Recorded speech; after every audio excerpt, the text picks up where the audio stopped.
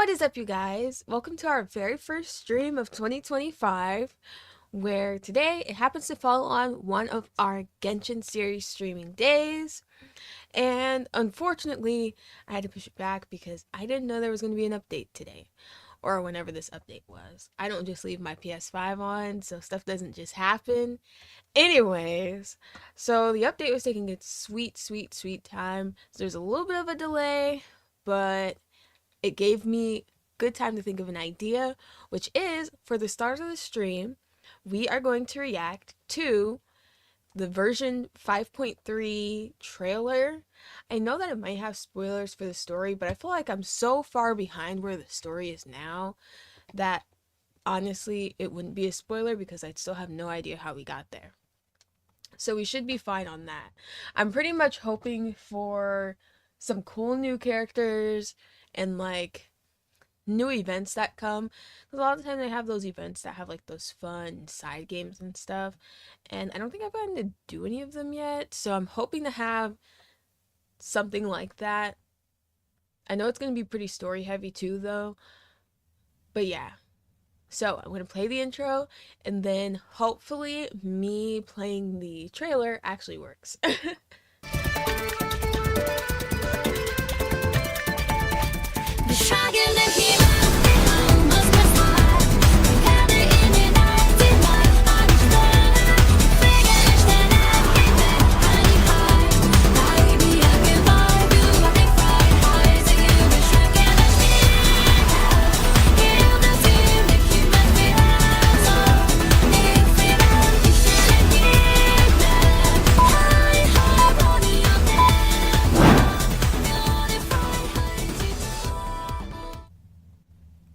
Okay, here we go. Let me know if you guys can hear it or not.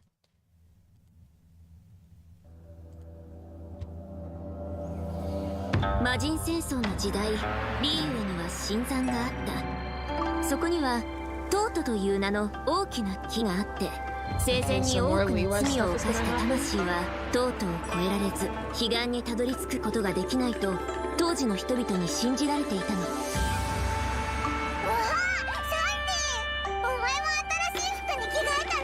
Oh my gosh, cool! それなら同志のこの私のセンスを褒めてくれないと。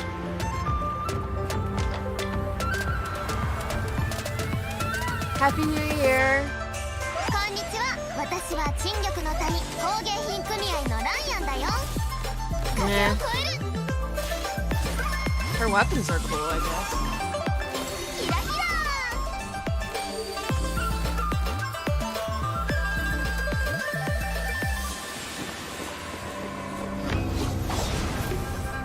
今夜陣を救う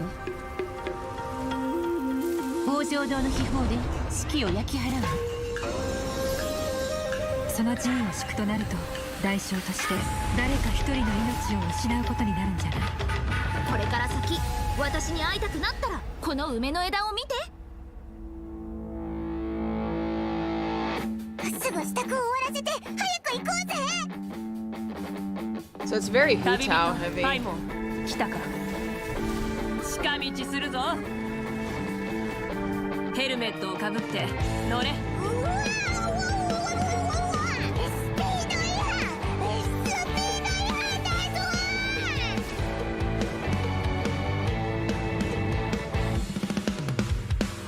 Oh, so she actually rides a motorcycle? That is cool. 新たな意味が与えられた。間もなくこの大きな意義を持つ大会が始まる。 名の主の統治を宣言しに来たんじゃないか。マジかよ。もう一回行ってみようか。マジかよ。おいセット。ありがとなコーチ。もらった。いや。もうええよ。 This is like an anime or something. アクセル全開。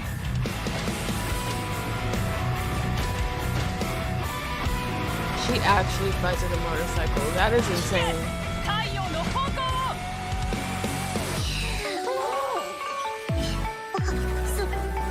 そんな目で見ないでちょうだい。スイッチ2名を契約を果たせ。 I like her design. 煙のように舞い上がれ。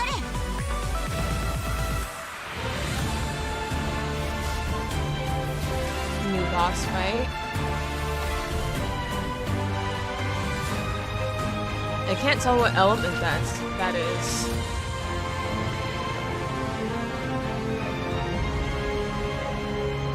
一つずっと気になっていたことがあるんだ。隊長が寝ているところを少なくとも僕は一度も見たことがない。戦士たちよ、もうしばらくの辛抱だ。いつの日かお前たちを約束の場所に連れて行く。古名はできたけど反言の歌は戦いに勝たないと効力を発揮しない。それにエンジン様の運命には死が待つと示されてる。出発すると決めたら一刻も早く元凶を排除せねばならない。でなければアビスの侵食に抵抗する力がどんなに強くとも我々はやがて汚染されバラバラになってしまう。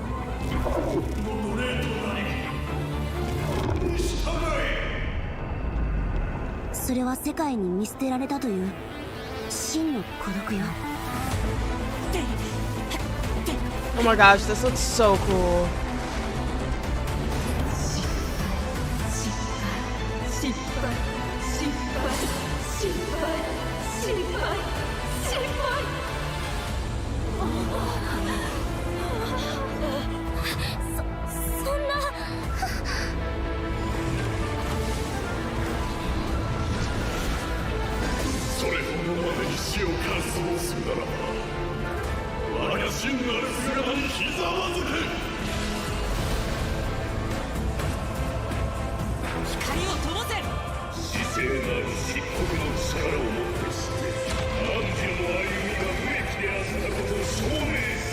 Can I get to this part of the story?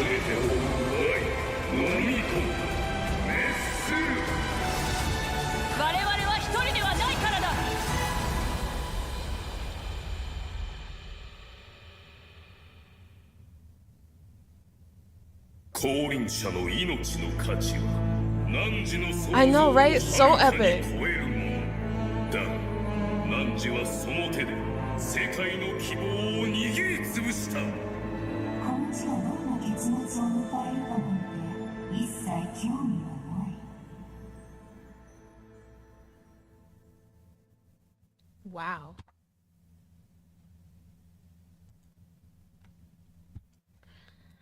Okay, what did you guys think of that? I feel like I need a... Is there a way I can just like skip the whole story up to that point so I can experience all of that that's going to be happening?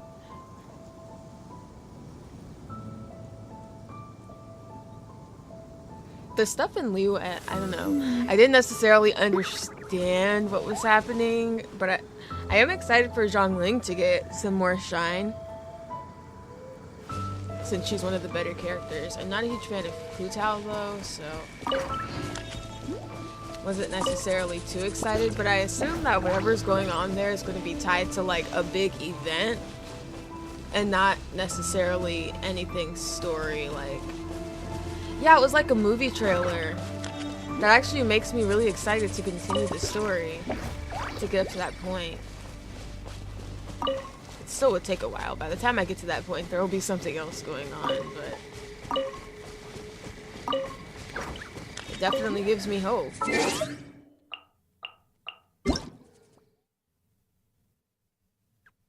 I'm doing pretty good. Ooh. Oh, they gave us a wind glider as a thank you for playing the game.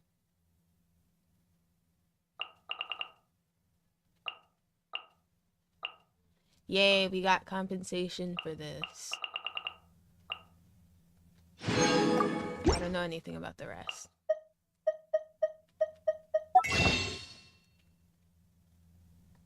Oh, this has already started?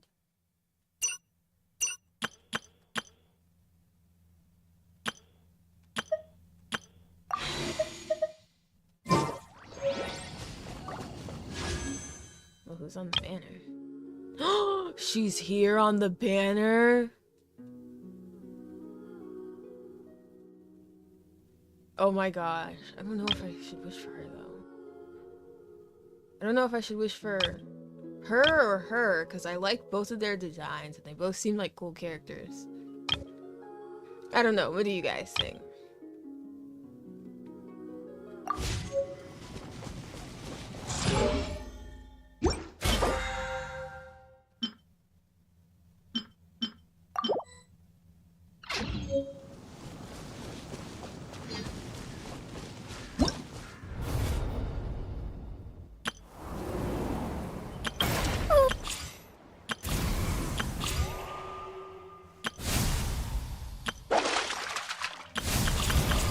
Wow! I can join. Honestly, there's a lot going on. There's a lot to do.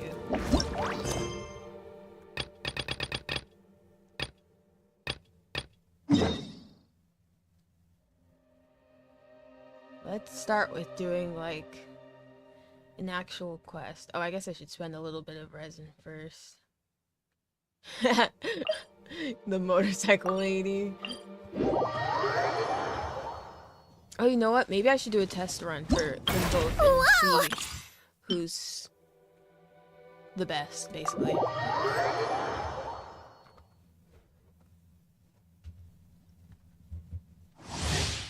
Oh, I forgot the Natland people have the weird test runs. They're not really as fun. I prefer the test runs that are just in the domains. Because it shows you more practically how you can use the character. I feel like these ones are a bit convoluted.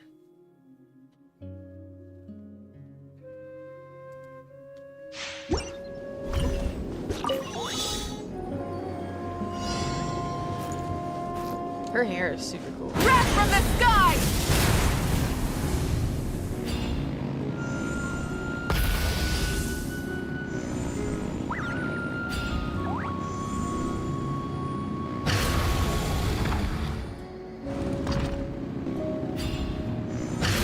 I'm really driving.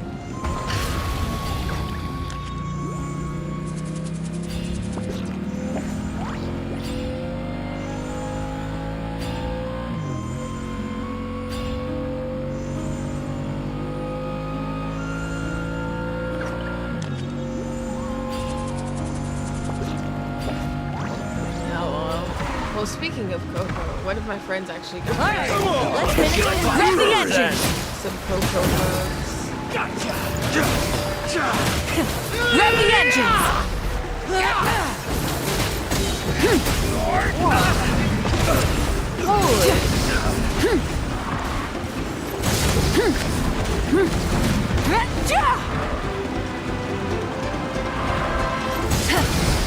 I'm over you, assholes! Boom! Try and stop me! Light up the blazing sun!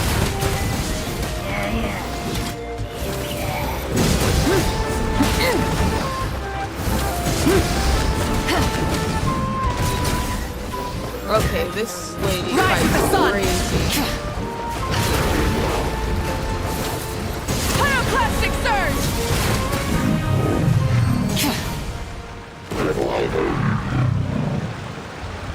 She is a beast. I would be an idiot if I didn't try and get her. Full throttle!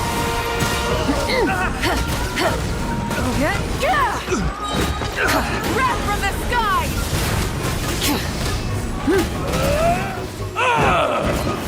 Switching gears. Stars, shine free. Burn it down!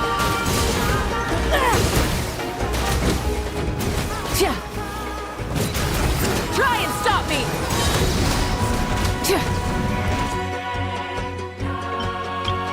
Okay, let's try this one. And yeah, I know, right? I also... Take me up. Oh, this is cool.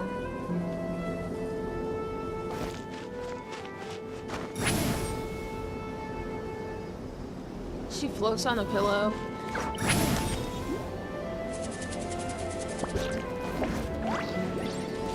Yeah, that was very fun to play as.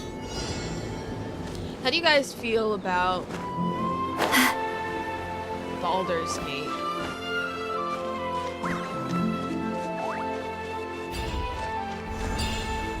Pick me up!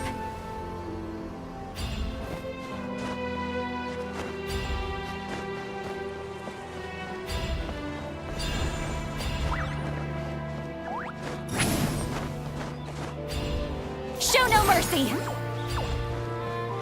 Oh, she's a shield character.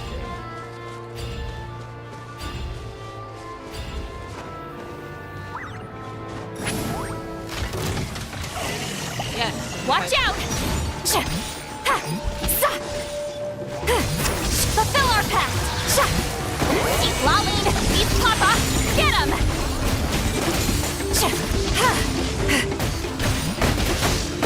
Up to it, Montai! Congratulations! This world will be frozen. Show no mercy! Here, I'm thinking of You giving the two! game a try, Time to and if end I them! like it, then I was thinking of starting it as a series. Many happy returns! Don't get frostbite. Dodge this. Come on out! Keep lolling! Keep papa! I've heard Get nothing him! but good things Fulfill our pact! from people in real life.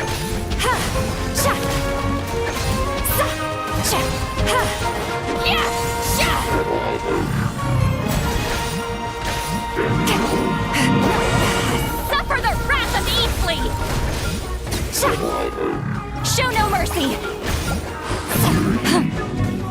I feel like bad to play as, but she's not super Mighty mythical beast!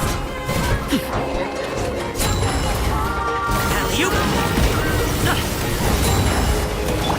You two! Time to end them! fight like a 5-star, she fights like a 4-star. This world will be frozen. Yeah! Keep lolling! Keep papa! Get him! Fulfill our pact!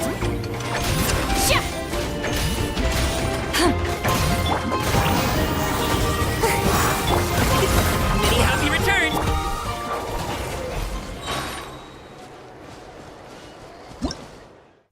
Alright, I think I'm content. I know who I'm wishing for. Not that we have many wishes at the moment, but we will have more after we do some more quests.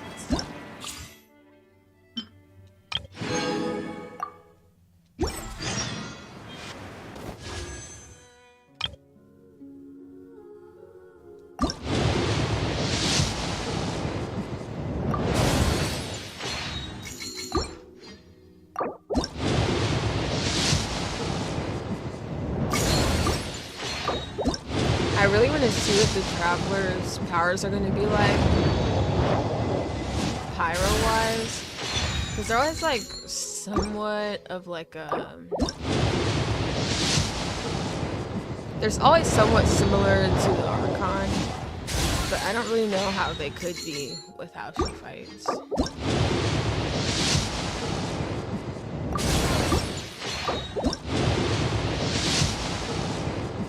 That's one thing they would not let, they're probably not gonna let you try out. Yeah, because they don't let you try out any of the other ones.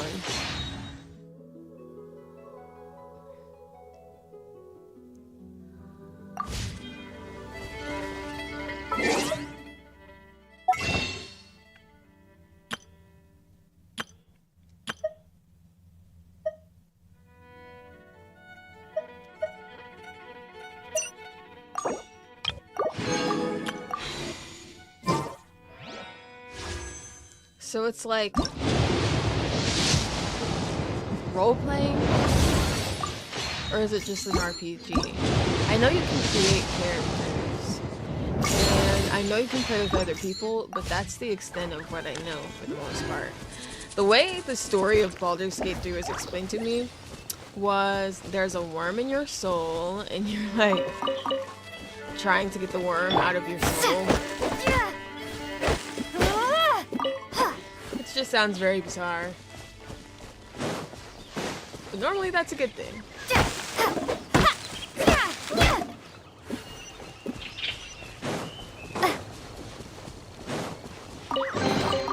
I'll keep this close. Alright, I really have no reason to be here. Oh yeah, I was gonna spend some resin. I'll be okay.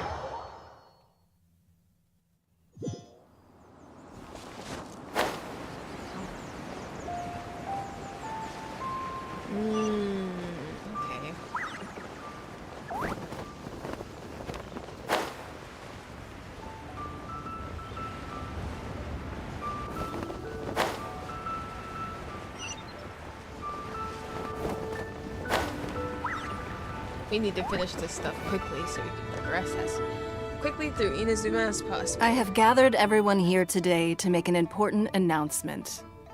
Perhaps some of you will have heard the news already. I am, in fact, planning to rebuild the Jade Chamber. Rebuild the Jade Chamber? That's a huge project. Oh my god, the voice that just came out of this man does not match him. So the rumors are true. No wonder the price of building materials has gone up so much lately.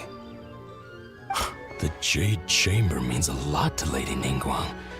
Getting involved in this would be a huge opportunity. Lady Ningguang, is there any way we can be of service? Patience. Since the news made it out a few days ago, I have already had many people contacting me to declare an interest in joining the project. Nevertheless, I do have a few matters I should like to entrust to you here today. The building site has been chosen, and most of the materials have been assembled. 3 key items are, however, still outstanding. They are as follows: Sunset Vermilionite, Wonder Cores, and Adepti Sigils. Just shakes their heads. Excuse my ignorance, Lady Ningguang. I'm familiar enough with Plostrite, but I've never even heard of those other 2. Only sufficiently large pieces of Plostrite, or specifically Vermilionite, may earn themselves the Sunset moniker. This stone is what allows the Jade Chamber to float. Wonder Cores, meanwhile, are the central components of the mechanical structure of the Jade Chamber. Adepti Sigils serve as a means of integrating the mechanical devices with Adepti art. They are as indispensable as the mechanical core itself. Although these 3 items are rare, I trust that with your connections and capabilities, procuring them will not be a question of if, but of when. I take the saying, time is money, more seriously than most. Efficiency is everything. I will pay a generous price for the materials that you find, and in addition, the first 3 people who collect all the materials will have the opportunity to ask me a question. You may ask me anything, and I will give you an honest answer. I trust that this means of compensation will be to everyone's satisfaction. Wow, a question. These things won't be easy to get hold of. But if it means a chance to get some inside information on Liyue Harbor's development plan for next year... Then it's the deal of a lifetime. Information from Lady Ningguang is priceless. Whoever gets to it first takes the market. Haha, what a coincidence. I won't divulge too much, but I heard some murmurings about some Plostrite just the other day. Oh my god. So excuse me all, but I have some business to do.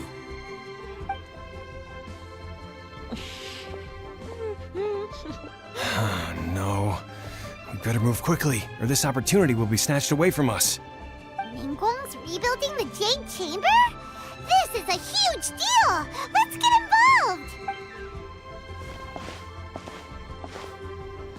So you heard my announcement, did you? What do you think? Interested? Not really. Yes. Providing the question pertains to something I am knowledgeable about. So why would I then think to myself, maybe I can find out more about my brother if she said providing the question pertains to something I'm knowledgeable about? How would she know about her brother? Really? Ooh, then Paimon will ask you about how to run a business! Then we'll never be short of Mora ever again! Of course. But how much information I share with you will depend on your performance. That wasn't part of the deal. The construction of the Jade Chamber requires a great deal of space. The abandoned mine outside the Golden House has been selected as the building site. Once you have collected the materials, please take them there. I have other business to attend to now. Otherwise, I would gladly escort you to the site in person.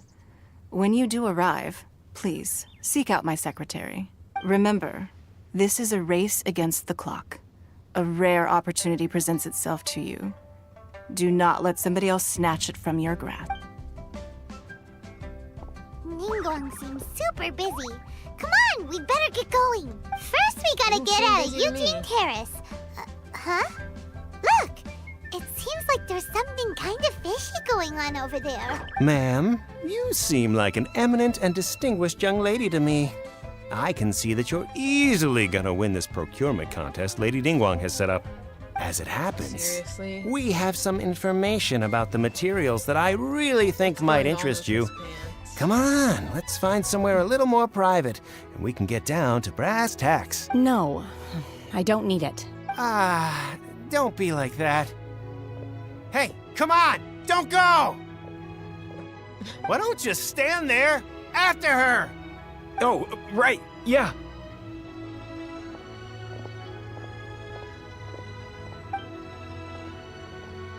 They just walk so casually.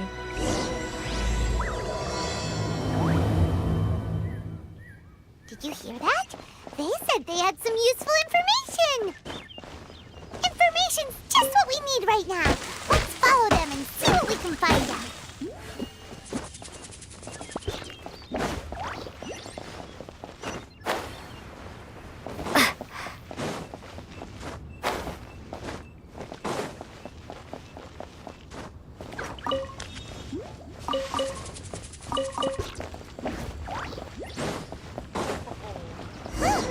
They're not here. Let's keep looking.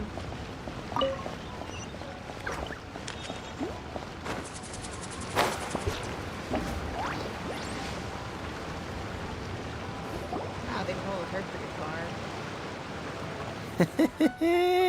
Well, will you look at that, ma'am? Nowhere left to run. Don't worry, we're not bad guys. You give us some mora, we give you a little info. Everybody's a winner. Boss, I got a bad feeling about this. Look at her, the white hair, the energy she gives off. I'm telling you, there's something different about her.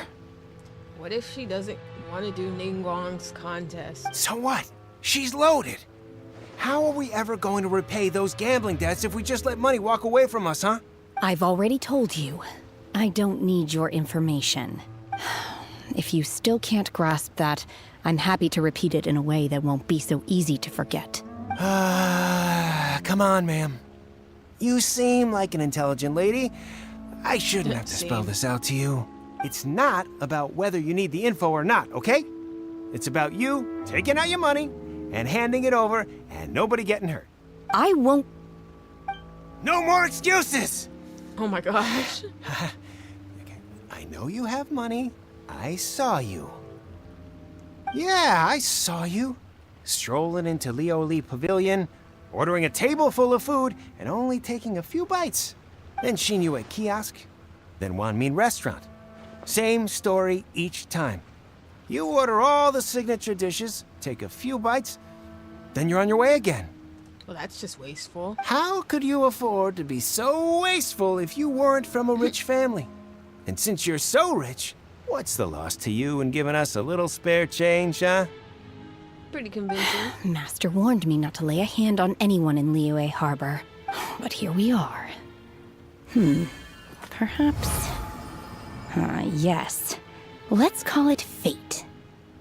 Boss, I'm telling you, something's not right. What are you afraid of? We're just selling information. It's not illegal. If she lays a finger on us, what if all she the doesn't wanna better. buy it? We'll sue her for everything she's worth. There they are. Oh, you again. Millilith? What are the Millilith doing here? Did you do this? You ought to mind your own business, I swear! Silence! How dare you threaten innocent civilians? You're coming with us. No, don't be angry, sir. Please, let me explain. Well, he switched up quick. They take away the hooligans. Her hair looks more like a very pale blue, not very white. Maybe it's the lighting. Don't worry, everything's Shenhe. okay now. Shenhe? My name. Oh, so your name's Shenhe. Paimon's name is, well, Paimon. And this is Paimon's travel buddy. Oh, I've heard about you two before. Thank you for helping to defuse the situation. You're welcome. I could have dealt with it myself, though. I suspect smashing his head against the ground a handful of times is all it would have taken to get him to surrender. You can't do that. That's way too violent. Yeah. This is Liyue Harbor. There are laws against that kind of stuff, you know. Laws? Have you not heard of the law? No. Apparently not. Really? So how exactly have you... What was that noise? That would be my stomach growling. I haven't eaten enough. She's so honest. Wait, that's right. They said you went around all the restaurants ordering this and that and the other, but only took a small bite of each dish. Then of course you're still hungry. So, anything in particular you're hungry for? Chingson, glaze lily, violet grass. These are my usuals. Medicinal herbs? Kinda hard to explain. Anyway, Boo Boo Pharmacy's not far away. Let's take Shenhe there for a big medicinal meal. After all, you can't work on an empty stomach. No one in this situation is doing any kind of work. Do you think Shenhe might be an adeptus? It seems like it's her first time in Liyue Harbor, and she... Are you here to buy some herbs? I do hope you brought your prescription. Chingson, glaze lily, and violet grass, please. Half a pound of each. What kind of prescription is this? Sounds more like a lunch order. Oh, here you go. That's everything we have in stock. Thank you. She's really eating them! That's weird. My hunger has now abated. Thank you. How did they taste? Rather awful. Though they were not completely devoid of sweet fragrance. After consuming a large quantity of them, bitterness is all that remains.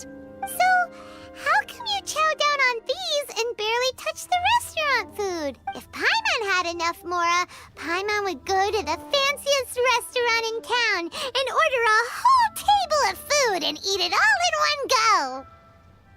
Even though food is expensive, it doesn't necessarily mean it's gonna be good. Because I'm not sure whether I will remain here in the future. I don't get that. The food of the mortal realm is most delicious, but should I return to the mountains, yearning for the food here shall only pose an obstacle to my continued spiritual development. Sampling each dish in order to appreciate its taste is enough. Return to the mountains! That proves it! Paimon knew she was an adeptus! Enough about me. What are your plans from here? Oh, right! Paimon almost forgot! We came out to take part in the Rebuild the Jade Chamber competition! And now we're probably super behind because we've been held up for so long. I see. I heard something about the contest when I was passing by. Yep! You get to ask Ningguang any question you want if you win! Were you interested in the contest too, Shenhe? I came for the rebuilding of the Jade Chamber, but until this point I had no intention of joining a contest. However, you have shown me your kindness, and I would now like to lend you my assistance. Oh, don't worry. I ask for nothing in return. Wow! You really don't have to, but having an adeptus help out will make things a whole lot easier, so... We welcome you to our team. Then let's not delay. I have a plan. Great! Paimon bets this is gonna be the awesomest plan ever! I am not sure whether why. or to what extent this plan can be classified as awesome. I do, however, believe it will be highly effective. We simply need to dispose of everyone who is currently ahead of us. Then, we alone shall become the victors. Veto! That is not acceptable! Not by a long shot! Really? But I hear that competition is in essence about conflict and one-upmanship. Look, we want to win this competition fair and square, okay? Sunset Vermilionite, Wonder Cores, and Adepti Sigils. Let's start at the top of the list and work down. So, for Plustrite... I was wondering who I could hear arguing over there. Baiju! So, It's you. Baiju? What are you doing out here? Lady Ningguang wishes to purchase a large batch of wound dressing. We're running low at the store, so I came out to fetch the ingredients personally. Huh? How come Lady Ningguang needs so much wound dressing all of a sudden? I'm not too sure. I did hear she's looking to rebuild the Jade Chamber. Maybe for its first aid on site? I didn't ask, though. Far be it from me to pry into my customers' personal affairs. Oh, and she also borrowed Chi-Chi. Meaning Boo Boo Pharmacy is very short-handed right now. I don't suppose any of you are looking for part-time work by any chance? Nope. No, we've got other stuff to do. While you're here, though, you seem to know a lot. Have you ever heard of something called Sunset Vermilionite? Ah, the variety of plostrite used in the Jade Chamber, yes? There is some mention of it in the Seven Mountain Treatises. When activated, Sunset Vermilionite rises up all the way into the clouds. It's very rare indeed. As far as the records show, virtually all Sunset Vermilionite in existence has been mined and taken possession of. But the Feiyun Commerce Guild would know far more about this than I do. Okay then, let's go ask at the Feiyun Commerce Guild. Thanks, Baiju. You're quite welcome. Good luck to you all. And if there's anything further you need from me, just come to the Boo Boo Pharmacy. He had to make it rhyme.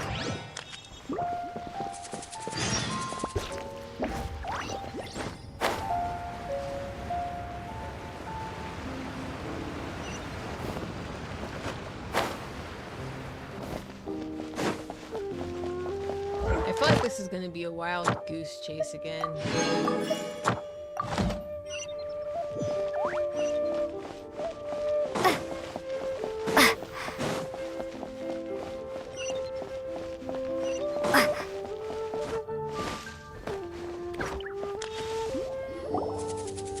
Master Xingqiu, thank goodness you're finally back. Oh? Why do I detect an urgency in your voice? The guild has had a whole string of strange orders in recently. Everyone's been completely caught off guard. This guy just sounds like if you just close your eyes, it's definitely child talking. Your father gave me specific instructions to ask you to stay and help out if I happen to see you. I see. I just can't Have get someone past sort it. the orders by type for now. I'll deal with them myself shortly. Oh, how wonderful. Thank you, Master. With you on the job, I can breathe a sigh of relief. Hey, Xingqiu! Glad you're here. We want to ask you for some information. Traveler, Paimon, please wait a moment.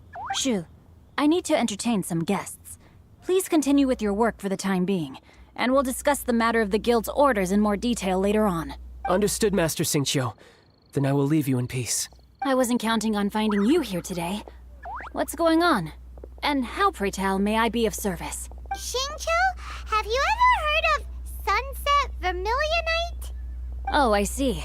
So you've entered Lady Ningguang's contest as well. As well? Do you mean... The truth is, the Feiyun Commerce Guild is in possession of some Sunset Vermilionite, but only one piece. We are holding it on behalf of someone who has asked us to put it up for auction. And a lot of interested parties have already come to us inquiring about the price. At the end of the day, it all comes down to supply and demand. In this case, I'm guessing the final transaction price may be in excess of 500 million mora. Oh, that's ridiculous. 500 million?! Honestly, I would recommend that you don't bother bidding on this one. The price is greatly inflated, and it's just not worth it. Clearly. But without any Sunset Vermilionite... Don't panic. I don't suppose you ever heard of Sea Gazer? No, we haven't. Who? Sea Gazer was once very close to Mountain Shaper, but if I am not mistaken, he has already passed away. Yes, precisely. I didn't know anyone else knew about him. So why did you ask? According to records of drifting clouds, Sea Gazer once built an abode to store his rarest and most exquisite treasures, among which was some Sunset Vermilionite. After Sea Gazer passed, the abode was abandoned, and its location was lost to time. Luckily, I came into possession of a stack of folk history books just recently. They make some oblique references to this lost abode, and after cross-referencing them against each other, I'm now fairly certain that it is situated in the Lisha area. That's great! But is it really okay for us to just go and take his treasure? Wouldn't it be a little, disrespectful with him being an Adeptus? You needn't worry. As far as I understand, Seagazer was very open-minded. Even while he was alive, he wouldn't have let something like this bother him. Open-minded? I have not heard of Seagazer being described in this way before. May I ask where you read that? Just a rumor I heard out in the mountains. All right then, let's go. You heard a rumor in the mountains. There's Who is something in the about this young lady that reminds me of a good friend of mine. Oh, I almost forgot. Adepti abodes tend to have very ingenious designs, especially when it comes to their defense mechanisms. Okay, we will be.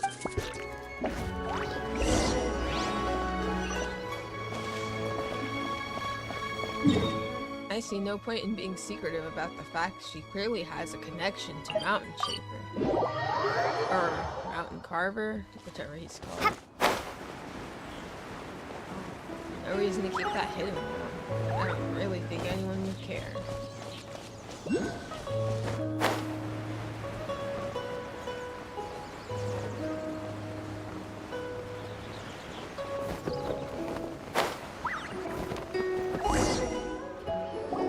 Let's see.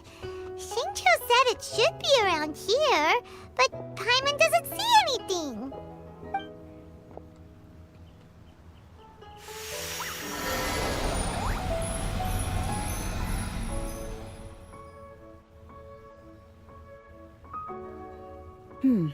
This place was hidden using a special Adepti art. But now that I have removed it, we can inspect the area more closely. Wow, that's amazing! Yep, let's take another look around. Hey, look! Is that a new Sealy over there?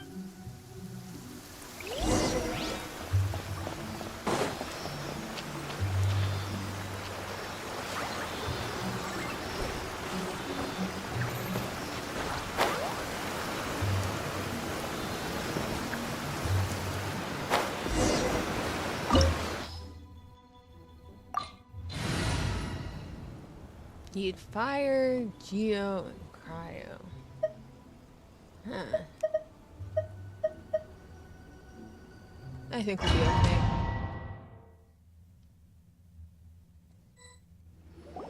What? Weren't we at a waterfall just now? How did we suddenly end up here? Oh, so many clouds. It feels like we're high up in the sky. We'll look around. I believe this is the abode of that Adeptus. With any luck, the sunset Vermilionite we're looking for should be in here. Really? Let Paimon see. Huh? Look, it's gone and snuck beneath the clouds. And now that Paimon takes a closer look, the rocks and trees here don't seem complete. Oh, could there be something below the clouds? These are not real clouds. They are the product of an Adepti art used for spatial partitioning. If we want to go down, we must first destroy the mechanism that is maintaining the Adepti art. All right, then let's do it. I sense the presence of monsters in this place. I don't know where they are hiding, so we'd better be careful. Not sure how I'm feeling about her right now. The way she talks is very boring.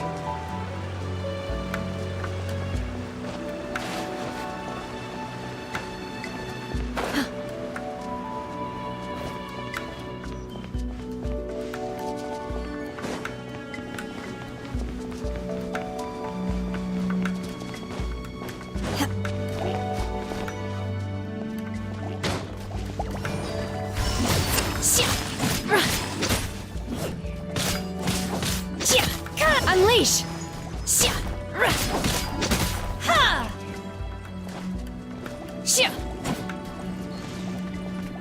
Obey!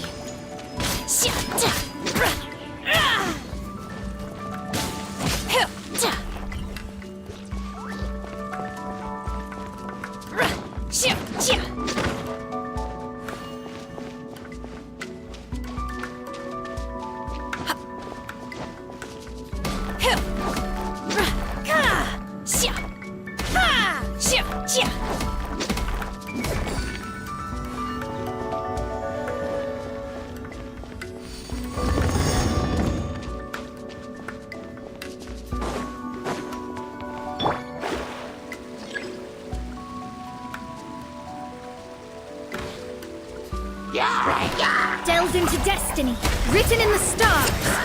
Go! You're free now!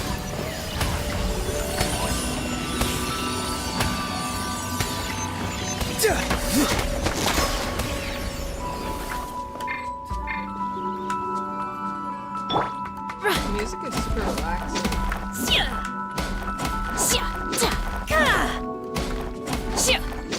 But it kind of gives me the vibe of like a tutorial. It's like tutorial music.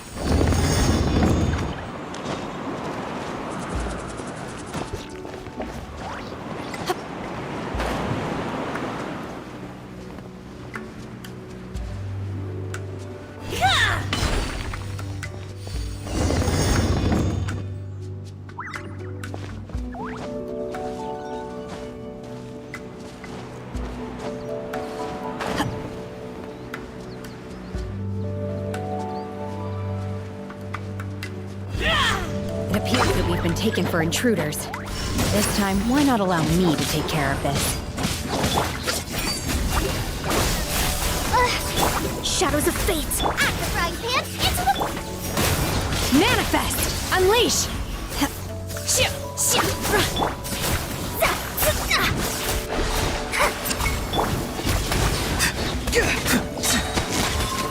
Tell me what you see. Not good. Obey! Do your master's bidding! Manifest! The core of the mechanism is exposed. Now's our chance.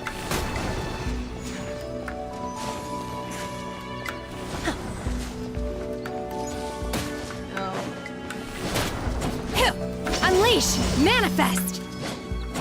You're toast!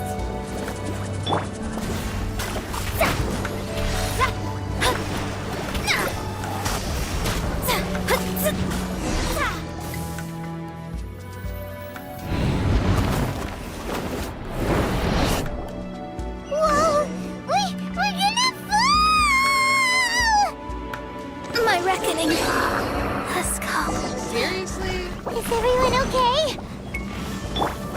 Look! Ophelia's disappeared beneath the clouds again! It looks like we need to go further down. But before that, let's destroy the guard mechanisms on this level first.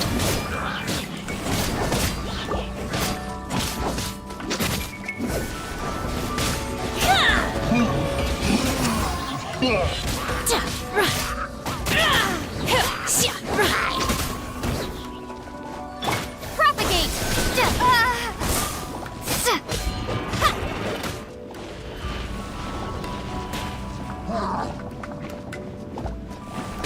Scatter! Germinate! Obey! Yeah, we need to eat. And of course we don't really have any.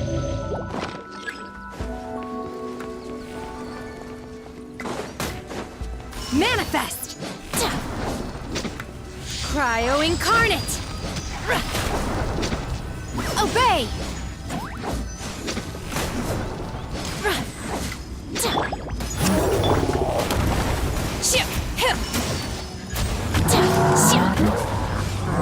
Go! You're free now! Free! Manifest! Now I see why I need it. Obey!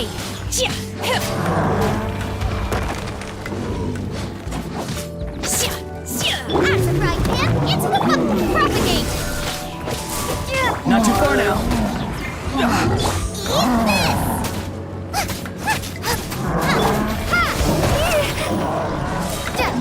Spring force!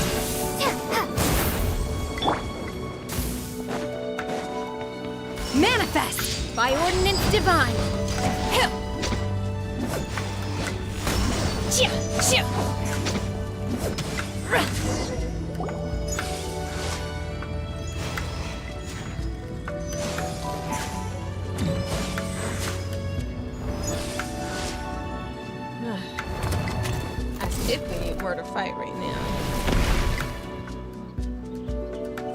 gonna fall. This time, we're really gonna fall. Ah!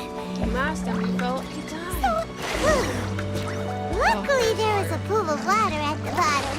Otherwise, that could have ended very differently. Hey! That series on the top. Something looks different about this stone wall. Let's take a closer look.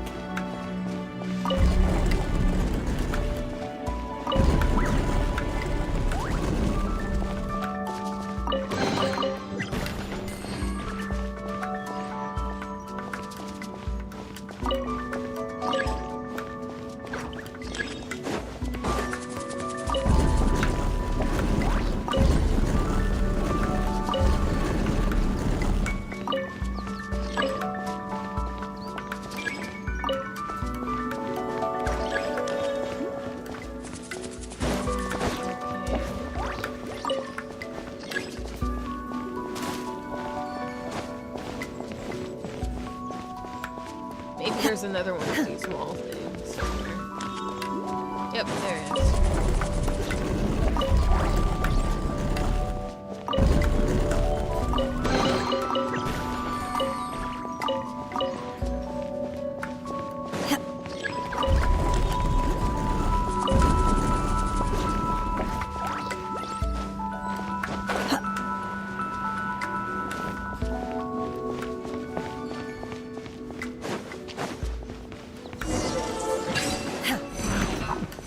Unleash! Obey! Boba, get them! Tell me what you see.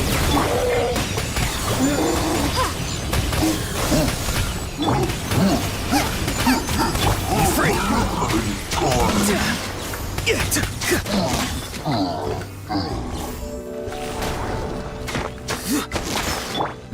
Manifest!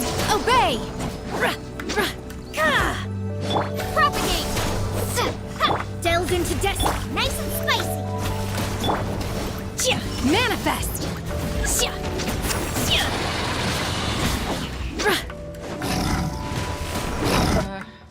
We literally have no food to be able to survive this.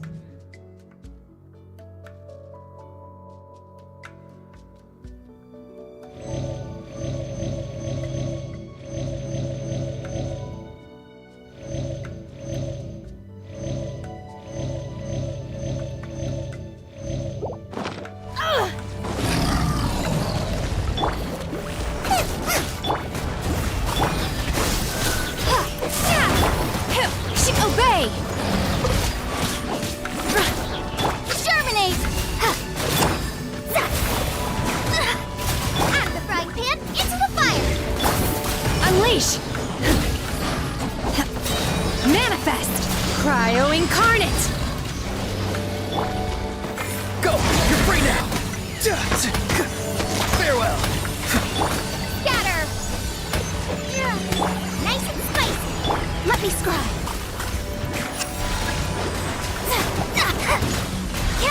You're toast! Feeble! Obey! Unleash! Decided by destiny!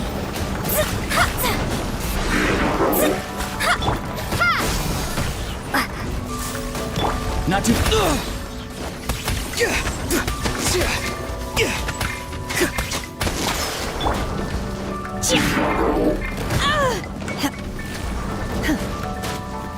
Manifest! Obey!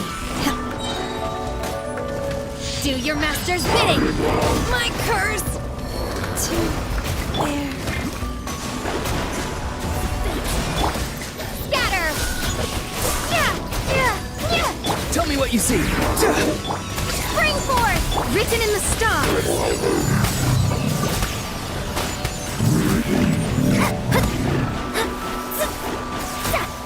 Delves into destiny!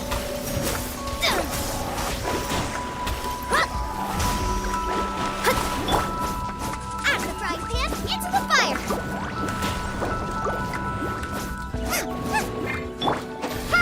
No, I feel like there's still more to go.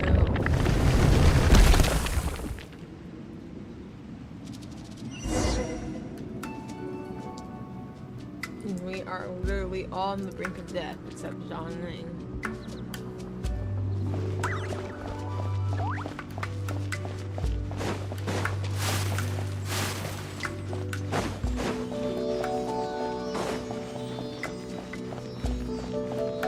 Look, over there! Could that be the sunset vermilionite?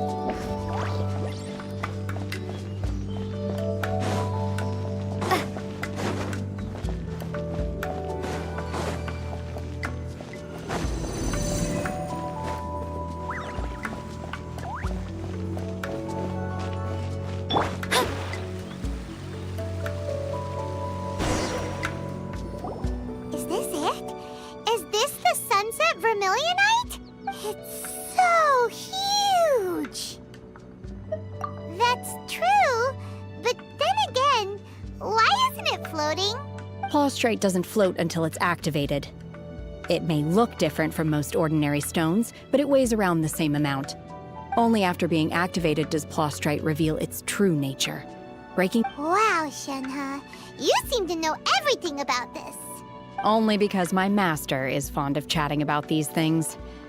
The moment she has some time to spare, she'll come straight for me and start telling story after story. I don't care for her stories most of the time. I certainly didn't expect them to ever come in handy like this. So who's your master? Hold on a sec! Paimon just realized something. If we activate it here, there's no way we'll be able to get it back to the site, right? Heck, we'll be dragged up into the sky too! But if we don't activate it, how else are we gonna lift it? This rock must weigh well over 1,000 pounds, surely! Don't worry. I can handle the weight quite easily. Are you sure? Be careful! Please don't worry. I'm well aware that a plaustrite sample this large must be highly valuable. I will be gentle with it and make sure it does not get damaged. My safety. That's right! Paimon's sure you can handle it and everything, but if something this heavy lands on you, you're gonna get yourself hurt, no matter who you are. You gotta be extra careful when lifting heavy objects. It's just common sense. Is it now? Well then, thank you. I'll go on ahead with the plaustrite. Let's meet at the building site later. How is Shenhe able to carry that huge rock all by herself? Adepti super strength much? We can't slow down yet.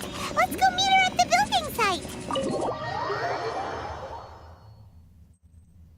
With rain this heavy, not only are the stars clouded, so too is my scryglass hazy. Well, before we do that, I need to get somewhere and cook some food. One need not scry to know today's weather will be good.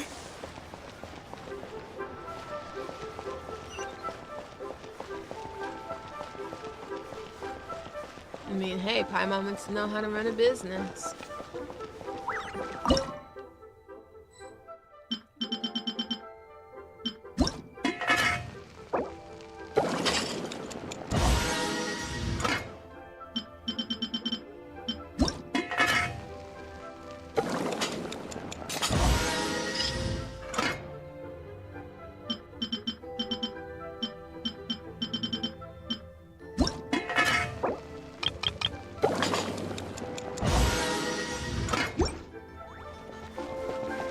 Check and see if I bought all his recipes.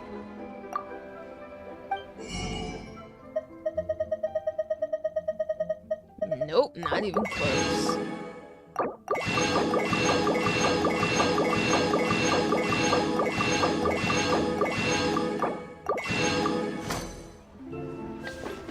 Wait a minute.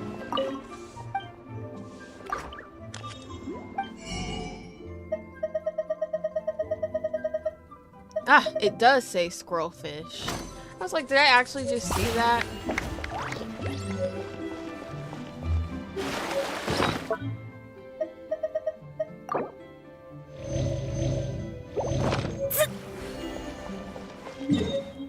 Alright, now we should be at least decently prepared. Whatever else happens.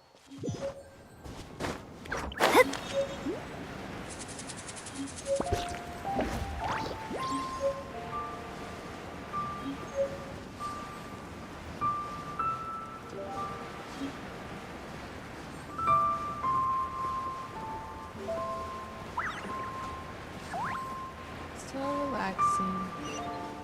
Oh, I forgot to put the new wind glider on.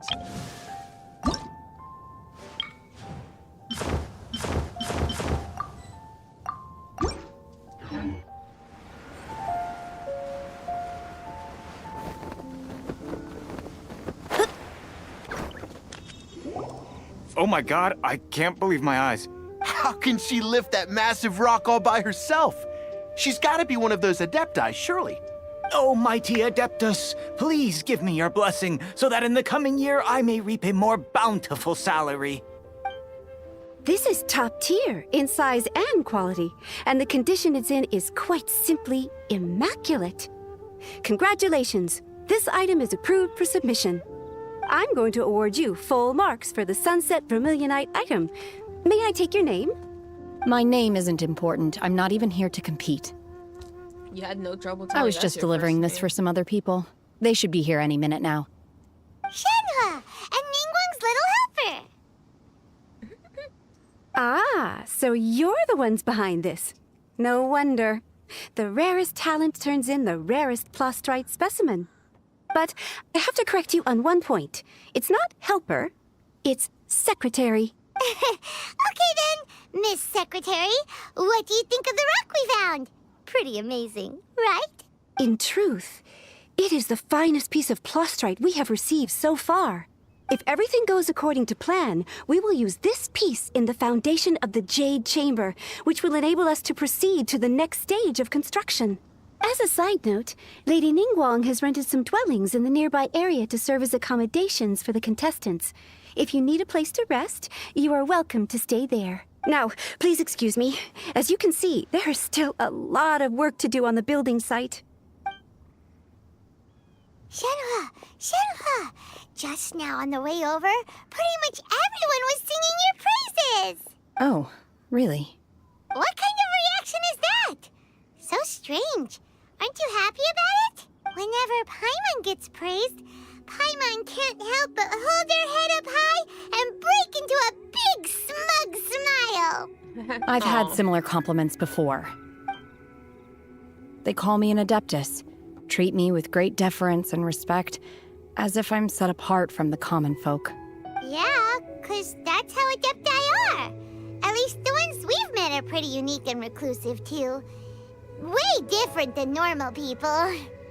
But I am not...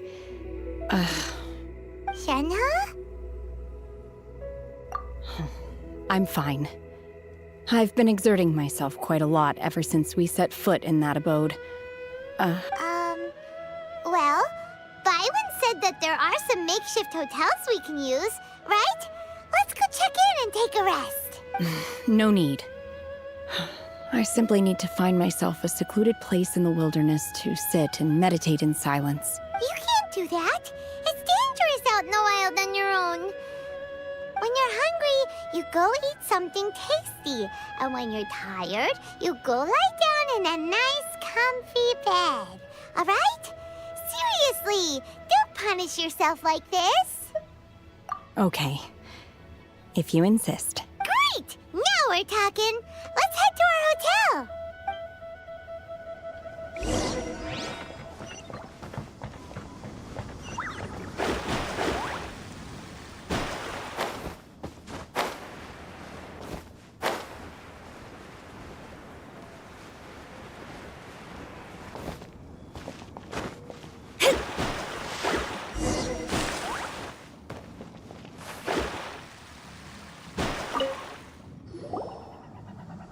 Hi there. Checking in, are we? You're just in time. We only have 2 rooms left. Since this was chosen as the building site for the new Jade Chamber, we've had a constant stream of people in this area. So, business is booming for me today. Very few vacancies. You're lucky you got here when you did. Great! One of your rooms is still being cleaned. I guess it should be ready within the hour. Here are your keys. All right. Hope you enjoy your stay. Please excuse me, I'll leave you to it. Shenhua, you should go get some rest. We'll hang around outside until the other room's ready. Paimon's gonna go see if there's anything good to eat around here. Paimon couldn't help but notice one of the guests walk in with a huge grilled chicken drumstick before. Yeah. Let's buy one for Shenhua too. She can have it as a midnight snack. Or save it for breakfast tomorrow. All right. I will head to my room for now. If you need anything, don't hesitate to disturb me. I'm a light sleeper. I will hear if you knock on the door. See you tomorrow. Hey! Isn't that Cloud Retainer? What's she doing here? Let's go and say hi. Watching.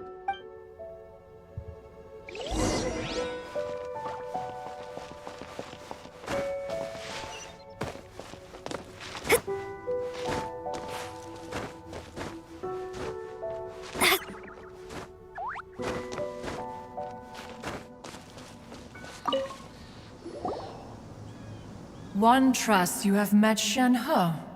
So, are you getting along quite well? So far, so good. Yeah. So, you know Shenhua too, Cloud Retainer? Naturally. Save for Ganyu, who spends the majority of her time in Liyue Harbor. All the Adepti living today are acquainted with Shenhe to some degree. Cool. So, what's her Adeptus name anyway? Calling her Shenhua feels kind of friendly, but also kind of disrespectful. So Paimon's thinking maybe it'd be better if we called her by her Adeptus name instead. Her Adeptus name? Why, pray tell, would Shenhe have an Adeptus name? Don't all Adepti have a special title they go by? On this latter point, you are correct. However, Shenhe is human. Oh, right. Wait, what? Paimon neither! This is a real surprise! Do you mean to say that she presents differently from ordinary human beings?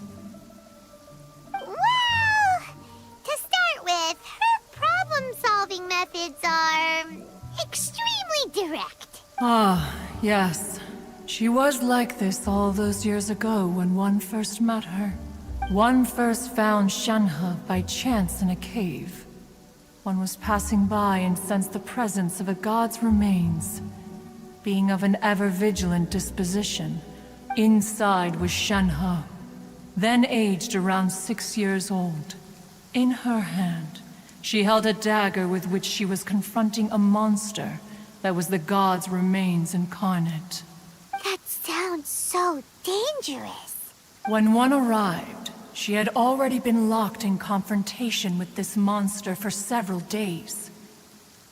Most mortal children are fragile, both physically and mentally, and are highly reliant on their parents for survival. But not so her. That she was able to endure such terrible danger was due not only to her strong willpower, but one dealt with the monster, yet she still refused to lower her guard. She even pointed her dagger. In other words, basically, she's if you hadn't passed by that day, Shenhua might have... Not necessarily. Upon one's arrival, one could sense that the god's wrath was gradually receding. That's still so dangerous, though. Why was a tiny little kid battling against the wrath of a god in the first place? Right. Alas, the mortal world is rife with suffering of every kind. And she had experienced her fair share of this, even at a tender age. Indeed, it is one to whom she refers. Shenhe has an extraordinary constitution. However, Mooncarver once red ropes have indeed served to keep her. That don't go away easily.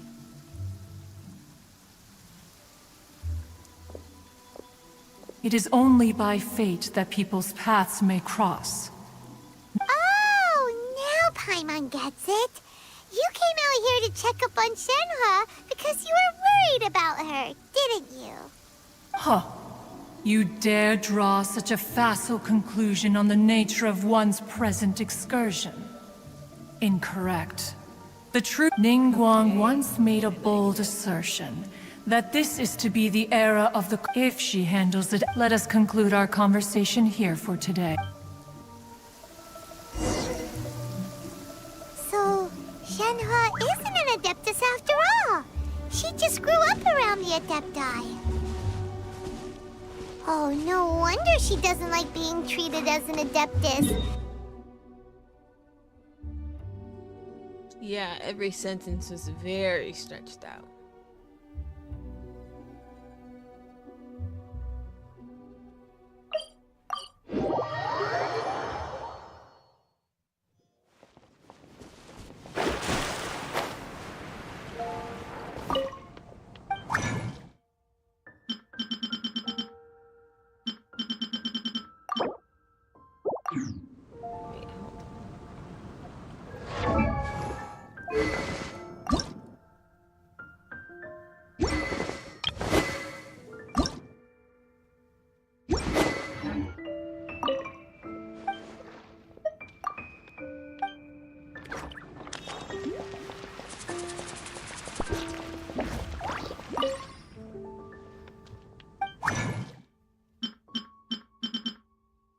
Oh, I don't have what I need.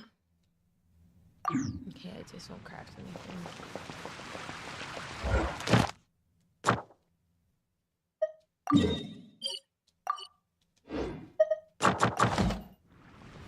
You know, this guy over here used to say, ancient alchemy. Ancient alchemy truly is fascinating. Welcome. How can I help you? Oh, I guess he still says it. What are the odds of that? Haven't you heard?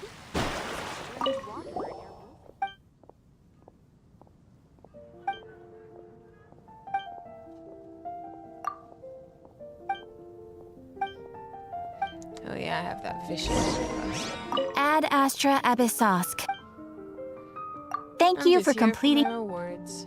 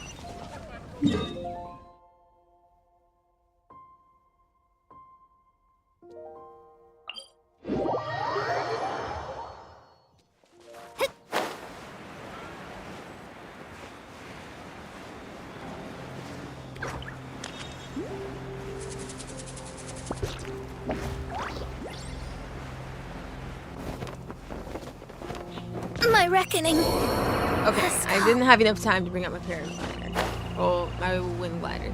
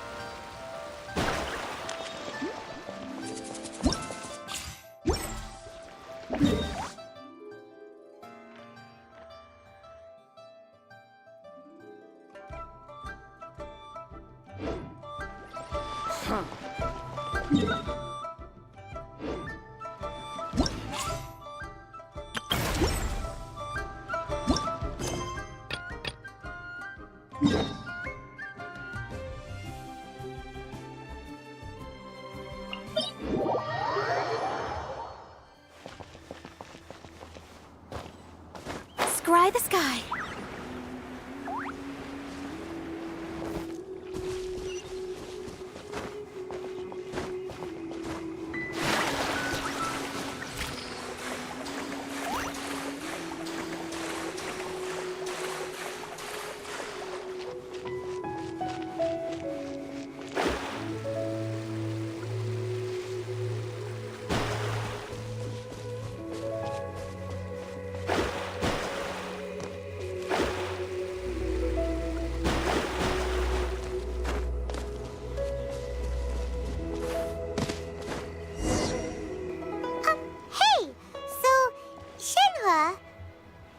Master has relayed my situation to you, I take it. Oh? How did you know? I'd intended to wait until you came back before going to sleep, but I didn't hear you come in. I was worried that something may have happened to you. On top of this, you have been acting very strangely around me this morning, causing me to suspect that my master must have told you everything about me. After all, Master is... very talkative. Sorry, Shenhua. Paimon had you down as an Adeptus this whole time, but it turns out Paimon was wrong. It's okay. I don't mind. The fault is mine for not explaining everything to you sooner, because in my experience, trying to explain is a futile pursuit. Still, though you mistook me for an Adeptus, you never treated me as distant and unapproachable. Instead, you treated me as you would a friend. For this, I am very grateful indeed. To be fair, we've met our fair share of real Adepti, too. Anyway, now it's settled. From now on, you're our friend. Whether you're an Adeptus or a human isn't the important thing. First and foremost, we're just plain old friends. Got it. Although I don't know quite what it entails in terms of what I have to do, I must say I like the title Friend very much indeed. Great! Well, now that we're all rested up, we should start searching for the other 2 items on the list. But before we do that, let's go to the building site and ask Ningguang's little helper how the progress is going. After all, Sunset Vermilionite is so rare. Paimon doubts many competitors will really be able to find any. If it turns out some of them have given up already, we'll be able to take things a little more slowly. Oh, and another thing. We bought some grilled chicken drumsticks on the way back last night. There was a place just outside. Here's one for you, Shenhua. Try it! They're so good. I concur. It has a rich flavor, far more agreeable than those I've cooked for myself in the wilderness in the past. Look! Look! The Jade Chamber is floating into the sky! But it seems to be tied down by something. That's because it's not finished. Hey, Byron! Clearly. And hey! People Paimon doesn't know? Given the enormous scale of the Jade Chamber, we split the construction work into 2 phases to make sure the structure remains balanced. Before we find some suitable plastrite, we build the Jade Chamber's keel at ground level. Once the plastrite is ready, we place it into the keel and let the partially constructed Jade Chamber rise up to the height of the surrounding mountain peaks. The remainder of the construction work is then carried out at that altitude. Once everything is ready, we release the iron tethers and allow the Jade Chamber to rise to its target altitude. Miss Bywin, we've brought some new materials to submit. One moment, I'll be right there. The construction work has only been able to progress this rapidly thanks to the plastrite provided by you. Lady Ningguang is most grateful and looks forward to seeing more of your work. Wow, can't believe you sourced the plastrite so quickly. It's the key piece of the puzzle. Looks like you beat us to the punch. Wait, I know you. You're the one who fought against the Vatuian Osile, right? Pleased to meet you. I'm Beto, captain of the Crux. Beto? Are you here to join the Jade Chamber contest too? Sure am. I happened to get my hands on a chunk of Sunset Vermilionite on a voyage a while back, so... Huh. So even though it's rare, we're not the only ones who managed to get a hold of it. Oh, I've got some introductions to do. This is the renowned Miss Yun, or Yunjin, probably the most famous figure in the Liyue opera scene. Greetings. These 2 are Paimon and the Traveler. I'm sure you've heard of them before. And this is... sorry, I'm not sure we've met. Shenhua. I am their... friend. Good to meet you. Well, from today on, I guess all of us are friends. Miss Yun is also here for the contest. Turns out she needed to borrow a boat, so we came together. It's an honor to finally meet you both. I've heard much about you. To be honest with you all, I am in great need of this opportunity to ask Lady Ningguang a question. That's why I joined the contest. Thanks to my father's connections, I was able to acquire a specimen of the plastrite required. Fortunately, it was approved for submission. Wow. So it looks like the three of us are competitors now. Excuse me for prying, Miss Shenhe, but are you competing as well? No, I don't have any questions for Ningguang. I just wanted to help her win. In that case, I have a proposal to make. Lady Ningguang said that the first 3 contestants to procure all 3 materials will be awarded the chance to ask a question. Well, there are 3 teams here. We can split the prize between us. Instead of competing against each other, we could work together to secure the top 3 places between us. What do you think? Sounds great, but how does it change things exactly? I think I see where you're going with this, Miss Yoon. The plastrite was the most difficult item to source by a long shot. Luckily, all 3 of us managed to get our hands on it. The 2 remaining items aren't quite so rare, so as long as one of us finds a way to source it, the other 2 can hop on the bandwagon. How'd I do? Is that what you had in mind? Precisely. Huh. Interesting approach. Okay then. All right, I'll go first. I have some leads on these wonder cores. From what I've heard, the core itself is really not that difficult to make. The hard part is getting hold of the ore used as raw materials. I'm gonna head back to the ship and ask Su Ling if he's heard of them. You guys... We will head into town and seek advice from Master Zhang of Hanfeng's Ironmongers. Thought? Wonderful. We'll split into teams then, and whoever makes progress first brings all of us a step closer to victory. I'm gonna take off. See you later.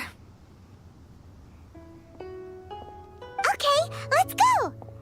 By the way, what question are you gonna ask Ningguang Yunjin? I'm looking for a venue to host the performance of our new opera. Lady Ningguang has excellent judgment, so I would like to hear her opinion. Ooh, what's the opera called? Paimon wants to go see it. The opera is a labor of love by my father. It's called The Divine Damsel of Devastation.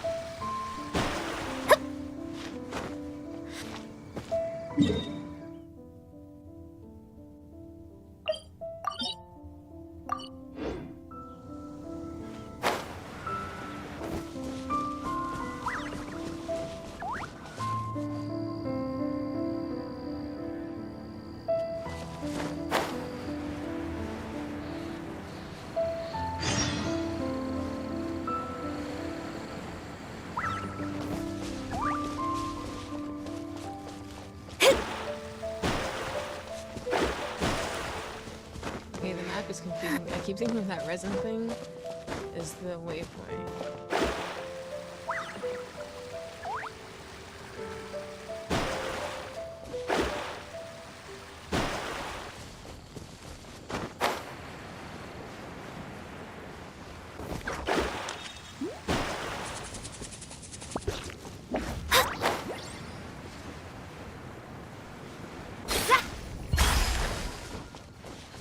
It's pretty far. You know what?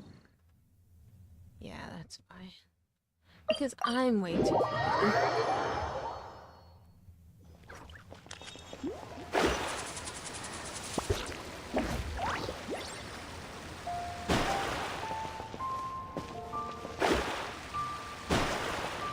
Hopefully this will wrap up pretty soon here.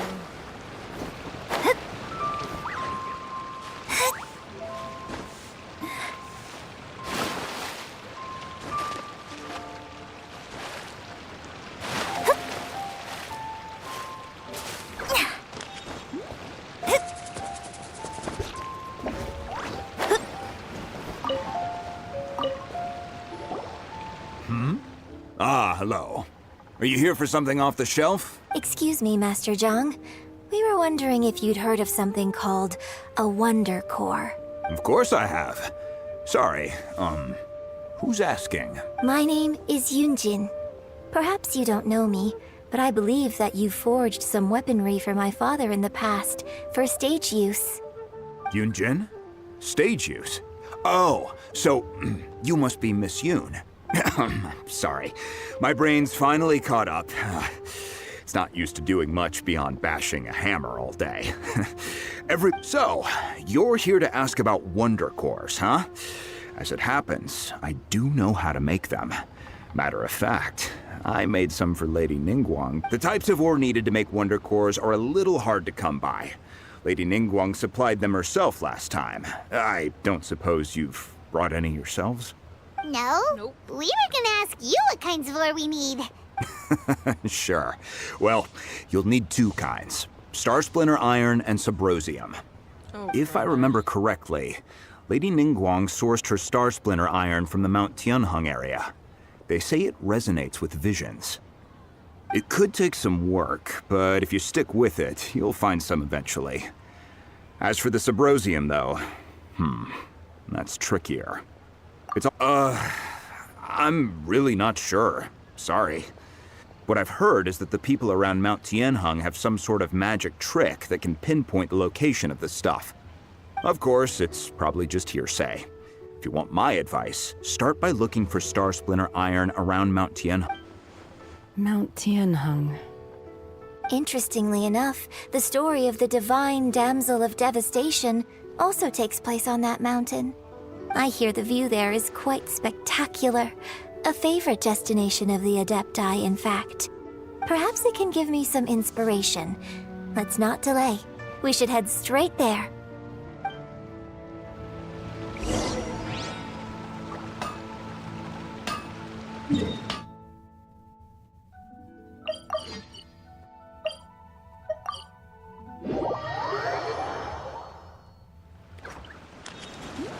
Scry the sky.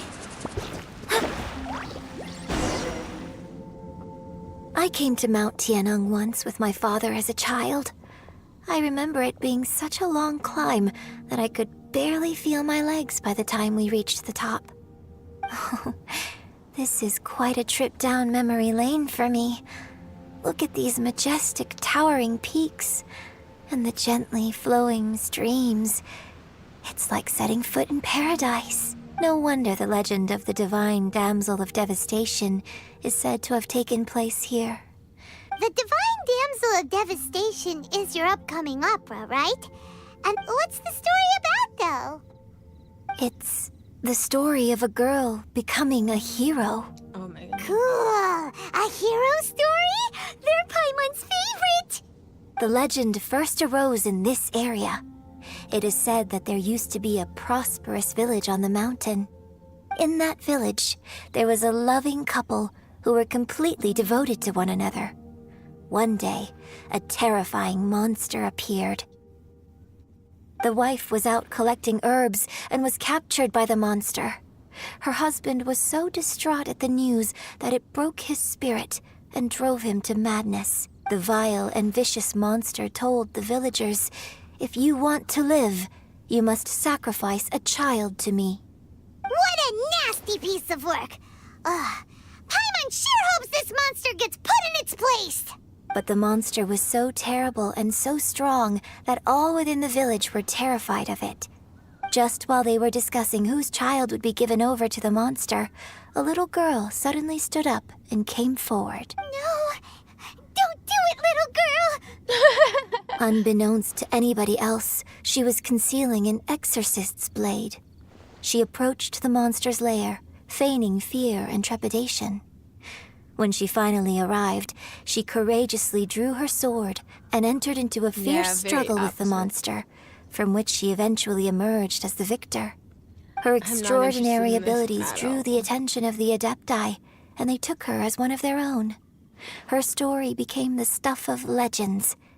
But alas, the paths of mortals and Adepti seldom cross, and she would never again re-enter the mortal world. And so, destined to grace the mortal realm for but a brief moment. I really like this story, but I personally think that perhaps the little girl was Not as brave as the opera makes her out to be. I'm not sure she deserves all the praise she is given. I've never considered that before. Opera is always an interpretation of the events it purports to portray. When my father wrote the script for... Well, it sure inspired Paimon!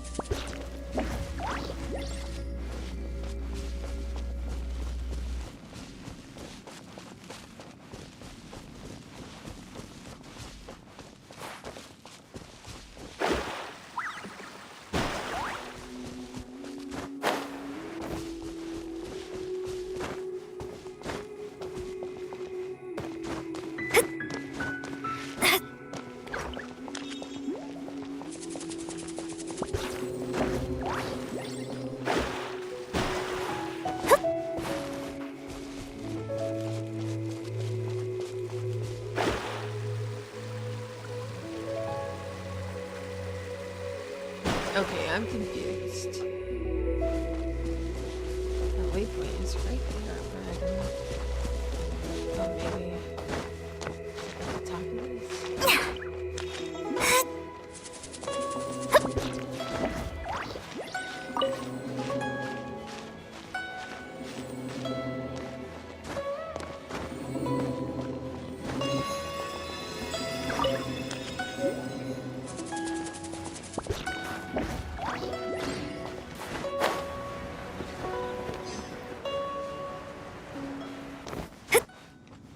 Oh, I didn't even notice that. It says use visions.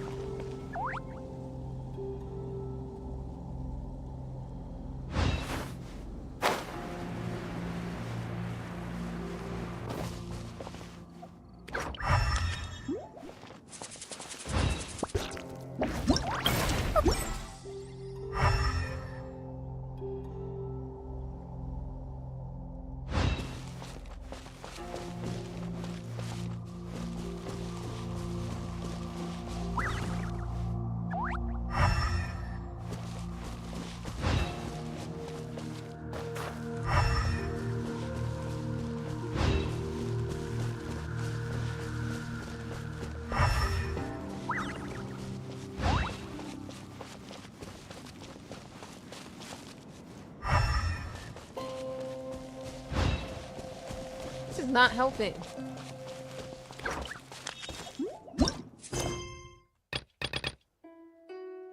You saw Wicked today. Did you enjoy it?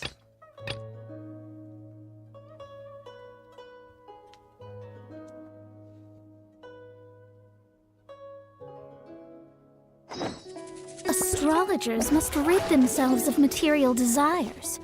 Only by ridding oneself of clutter can one see the true world around them.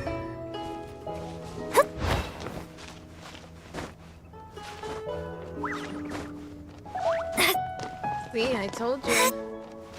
I'd never steer you wrong.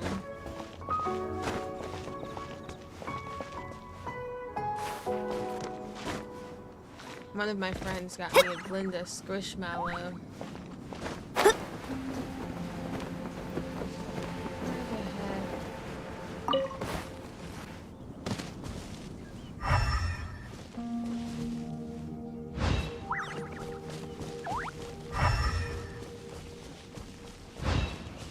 And maybe something will happen if I fight the slimes. Let me scry! Also, speaking of Wicked, I was watching videos the other day that kind of like talk about... What's that sound?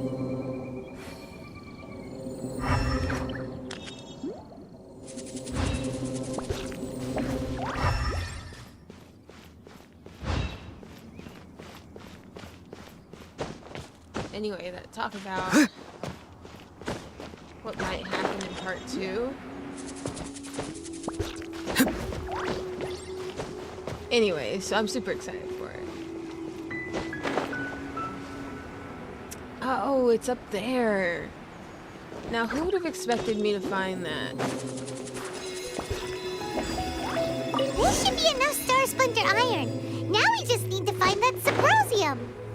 That took way I longer think than I it saw a should village have. on our way here. Master Zhang said we should ask the locals for help. Why don't we try there? Hey, there really is someone here. Yunjin, looks like you were right. Excuse us, sir. Can we ask you something? Huh. He didn't seem to catch that. Hello, sir. We were just passing by and wanted to ask if you happen to know anything about Subrosium.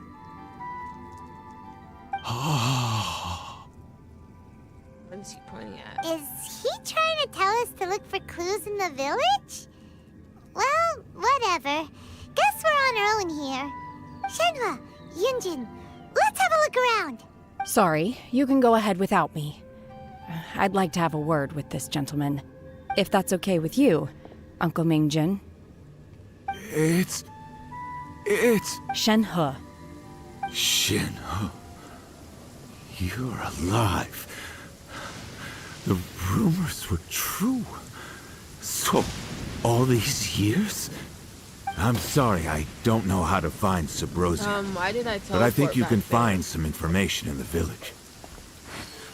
This place is deserted now. No one ever comes here. So you can rummage around all you want. Huh? You know this guy, Shenhua? Thank you, kind sir. We'll go and take a look around. Don't worry. Mingjin has no ill intention towards Miss Shenhe. She'll be quite safe. Okay, then let's see what we can find in this village.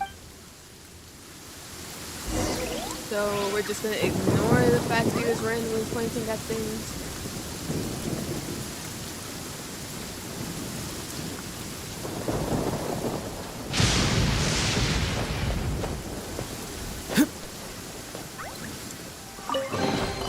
Your passion for treasure hunting is turning these chests into a...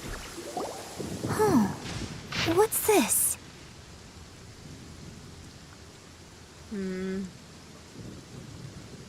I guess I'll read this. The doctor said you were gravely ill. Don't worry. I will give everything I have to save you. My heart bleeds whenever I see you getting wearier. Your illness beyond treatment. How I wish I could suffer the pain for you. You said you had no regrets in this life, and that you only wish for me to take good care of Shinhe. But if you regret nothing, why the tears? I don't know what I've been doing lately. Though I still breathe, I feel like an empty shell. I've read all the ancient texts I could get my hands on, looking for ways to save you, but it is utterly futile. I finally found it. It was Mingjun. He had kept the book that could save you hidden. I took it and followed its instructions to summon a god and offer a sacrifice. The god appeared. I told him that I was willing to exchange my life for yours. He kept silent and pointed at our daughter, Shinhe. The god said her fate was to bear the curse of calamity, and that she was prone to bring harm to those close to her. The god also said that she might even have been the cause of your death. In that case, I thought I left her in the cave that the god mentioned. 3 days have passed, and still no news. I grow restless from waiting, seized by an ominous feeling. I am sorry, my love. Forgive me. You too, Shinhe. Please forgive me. How stupid I was. How blind. Let me apologize to both of you. In person. Huh?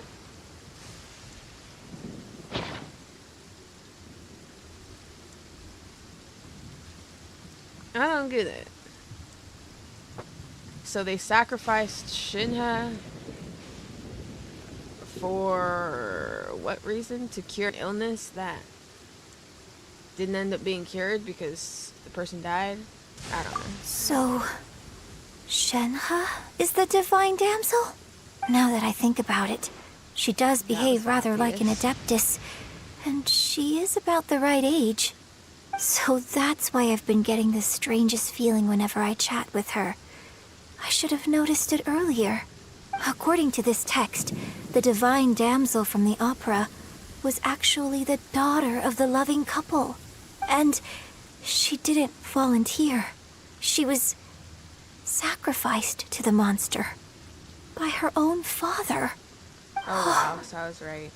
The truth is even more lamentable than the opera. Now I understand why Shenhe said the girl was not as brave as people think. It wasn't her choice to enter that ghastly situation. She was forced into it. Oh. It looks like my father may need to make a few revisions to his beloved opera.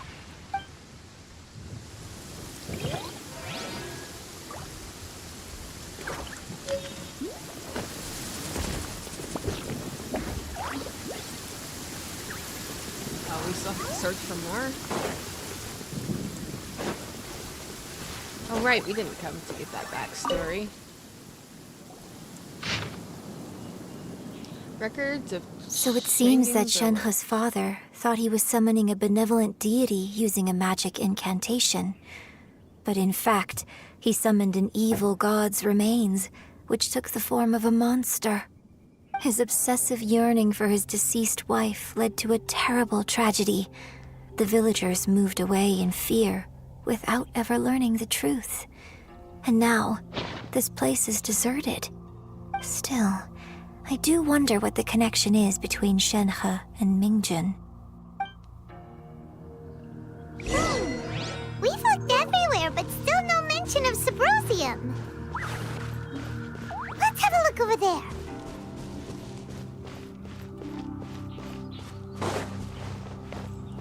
I don't know where over there is.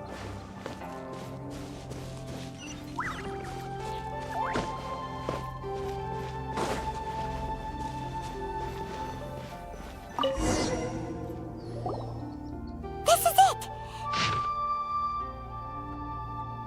So basically, we need to go to the middle of the lake south of Mount Tianheng at dusk, and we'll find us some Subrosium! Let's go back and tell Shenhe the news!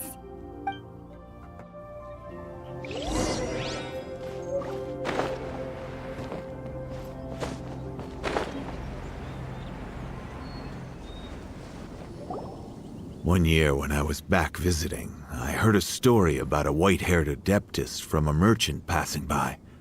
I never imagined it was you. I was a very close friend of your father's. I could have stopped him from performing the summoning ritual. I had plenty of chances, but I couldn't bring myself to stand up to him. I just let things happen, let it all escalate. Well, we all know how that story ended. I bring flowers back here every year. And each time I wish I had a chance to apologize to you. Apologize for what? If you'd stopped him, he'd only have found another way. There is nothing he wouldn't have done for his true love. Nothing. Do you still hate him? But my thing is, why would he give up the daughter if he actually loved his true love so much, and the true love was the mother? Why would he leave the daughter for dead if she's a product of that love and of him and said true love? Like, he couldn't have loved the mom that much. I don't know what I feel.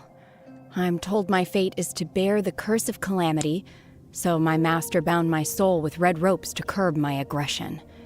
But it also dampened my emotions, making me dispassionate, like the Adepti.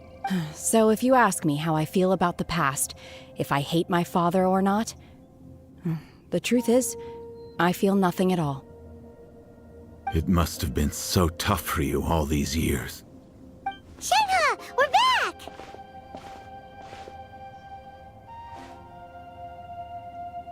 I feel like that was her saying without saying yes, she still hates him. She just doesn't currently feel the hatred. Oh, then I will leave you all in peace.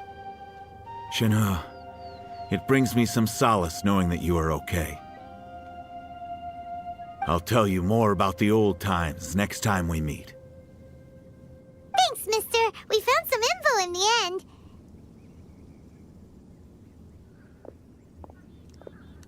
Again, what was he pointing at? Shenhua, look. This tells us how to find Subrosium.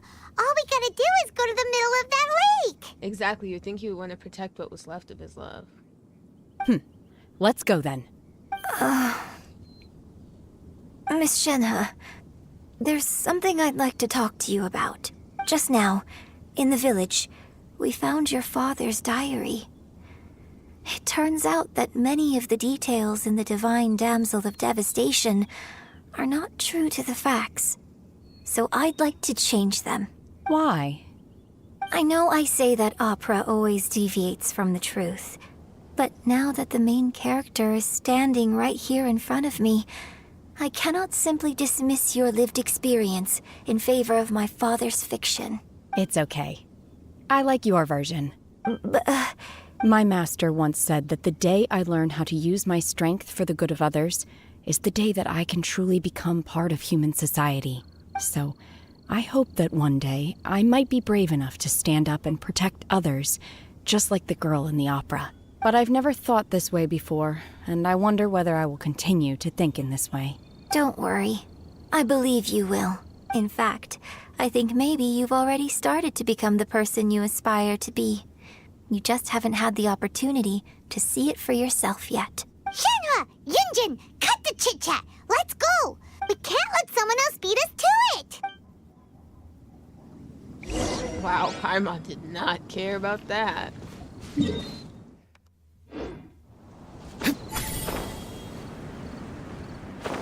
I forgot he could do that.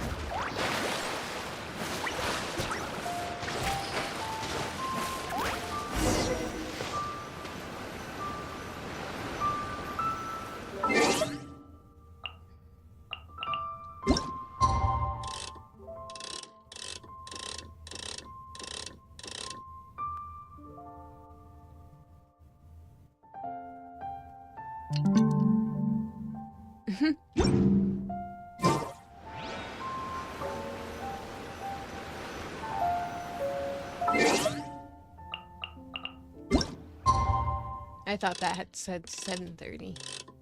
I was doing 7:30 military time. No, it said 17:30.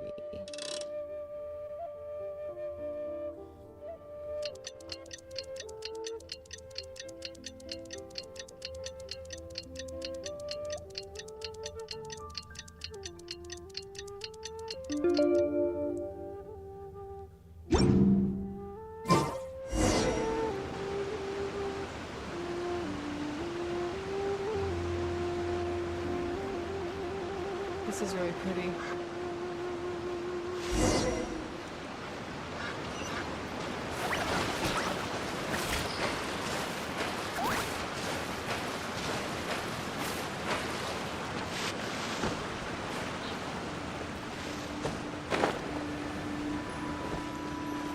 That's everything we need! Let's head back and report in! Finally.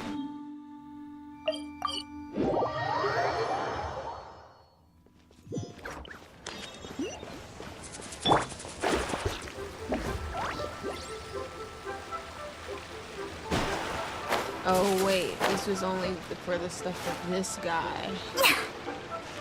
Oh, brother.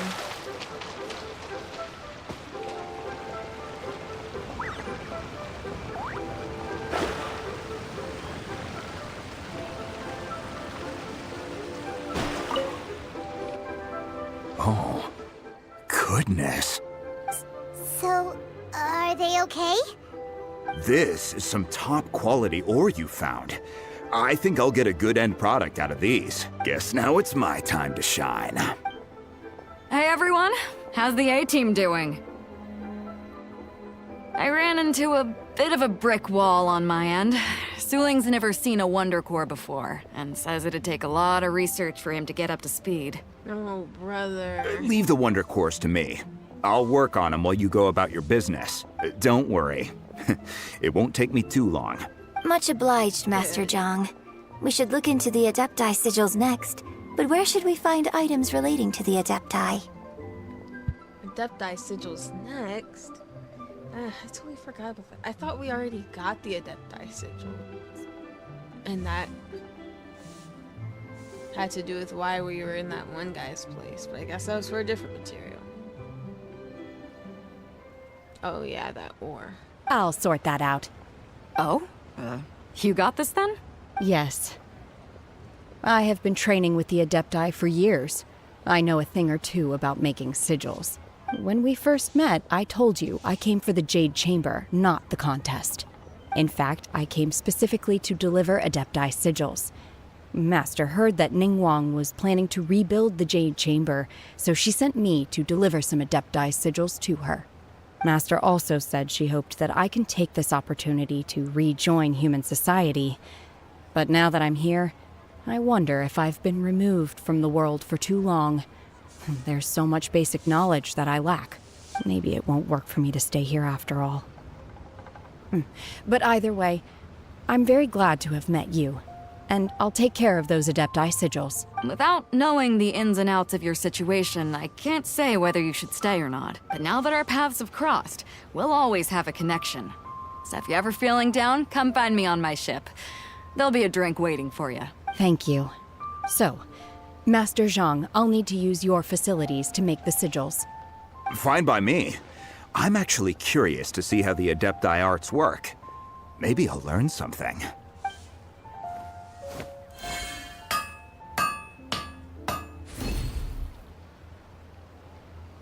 Whew. The sigils are ready.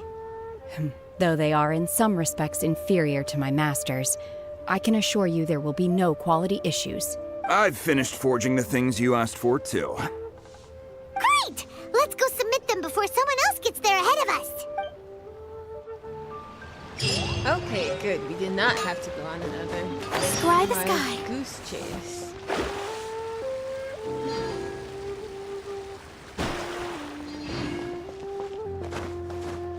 So what do you guys think about Shenhe?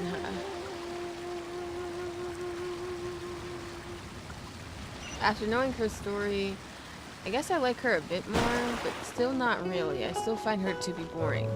However, the boringness that I mentioned was there's actually an explanation for it, which makes me dislike it less. But not enough to where I can say that I really enjoy the character, if that makes sense.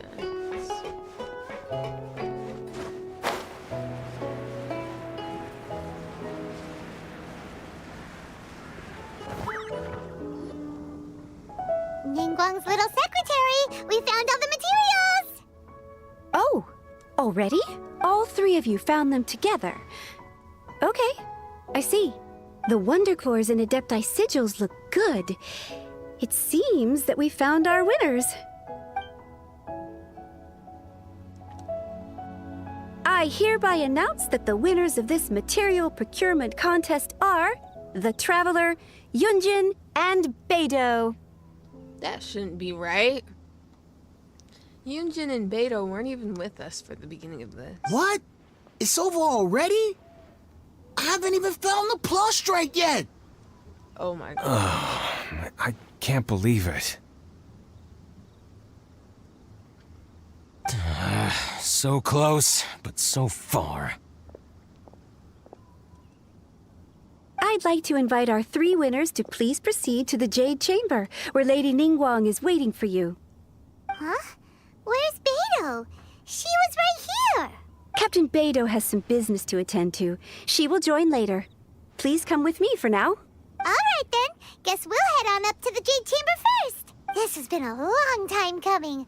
The last time we went up to the Jade Chamber was ages ago. Not really.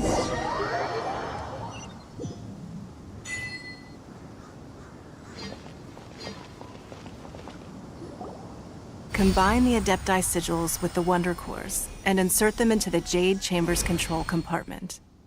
The construction of the new Jade Chamber is now officially complete.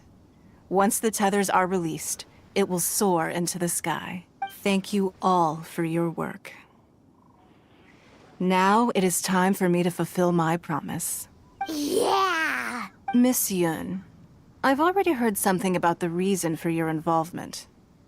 You are looking for a venue for your new opera, aren't you? That's right. Lady Ningguang, I would like to hear your opinion. The unveiling of Miss Yun's grand new opera surely requires a venue of equal grandeur. So what would you say if I proposed that we stage your first performance right here, in the newly built Jade Chamber? The Jade Chamber offers a splendid panoramic view of the mountains and the bustling city. It is fitting for the finest performance to be hosted in the heavens. Thank you, Lady Ningguang. You're quite welcome. A traveler, Shenhe, Paimon, I'll be leaving now. You're next. What is your question? I should clarify. I do not know your brother's whereabouts. Please, don't waste your question on this matter. Wow, you're a mind reader, Ningguang. Oh well, guess Paimon will ask a question then. We're two separate people. Why do you ask a question in my place? Managing a successful business is not as simple as you might think. Capital, connections, sensitivity to the trends, and instinct for what is a good opportunity. All of these traits are crucial. If you want to know how to make money, I will honor our agreement and give you an answer. But that is not to say that it will work for you. Wow, Paimon hadn't even asked the question yet. Your question was written all over your face. Now look, you helped me rebuild the Jade Chamber, and I intend to repay you handsomely for it. So I promise you that should you one day require financial assistance, you may seek employment here. I will pay you at the highest rate of remuneration. Oh, great! So next time we run out of Moro, we just need to come to Ningguang? No more questions from us. Shenhe, you got a question? Me? Yes, this is a group effort. Thank you. But I don't have anything to ask. Are you sure? This is a once-in-a-lifetime opportunity. I'd urge you not to squander it. Yeah, just don't waste it. Hold on a second. Paimon can probably think of another one. Lady Ningguang, do you think I can ever fit in Liyue Harbor? Now that is an interesting question. Liyue Harbor is very inclusive. As long as you respect the rules here, you will not be turned away. So, the key is whether or not you yourself can develop a sense of belonging in Liyue Harbor. Huh. That's A pretty sense wise of answer. belonging. Yes. To become fond of a place, to feel part of it, it always requires a reason. Perhaps someone you've met, or something you've experienced here. Or perhaps you enjoy the atmosphere of Liyue, and you will become accustomed to it. In short, everyone needs a reason to stay. I hope you can find yours soon. I see. Hey, what's going on? I just went to see the fleet. I'm a little later than expected. Come on, Beidou. It's your turn. Do you have a question for Ningguang? Me? Nah, I ain't got any questions. She forced me to help out, so I figured I may as well get involved with the contest. Ningguang, don't forget what we talked about. It's not gonna be easy to deal with. I don't think my fleet can take it on their own. Don't worry. I have made preparations. The wound dressings are ready, and the Millilith have set up an ambush. Glad to hear it. Watch your back. Stay alert. Beidou? Ningguang? What are you talking about? You'll see when the Jade Chamber ascends. However, it's not the most pleasant topic of conversation. Maybe it's better that you don't know.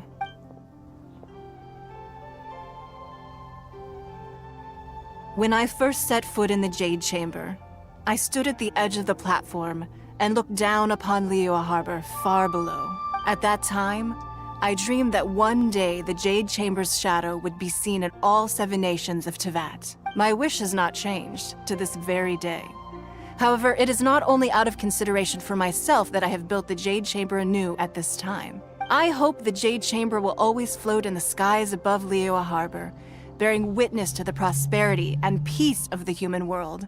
and I hope that you can all witness it with me. Let the Ascension ceremony commence!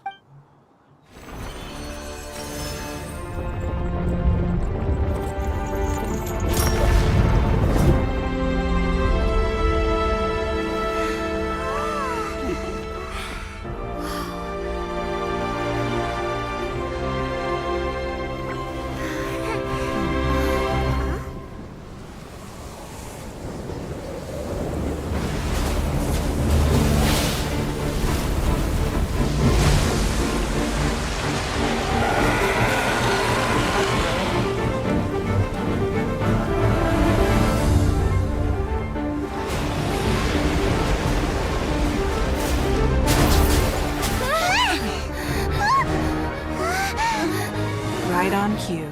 The Avenger of the Vortex, Beisht. Who is that? Osial's wife. Final follower of the Overlord of the Vortex. Sounds like you knew this was coming. Beidou sensed something was stirring in the deep. She warned me months ago. Knowing she harbors hatred toward the You Jade guys are Chamber, hilarious. I chose to rebuild it now as a way of drawing her out. Got it. Well, let's go fetch the Adepta. No. Huh? In this human age, the people of Liyue must find a way to overcome this crisis on our strength alone!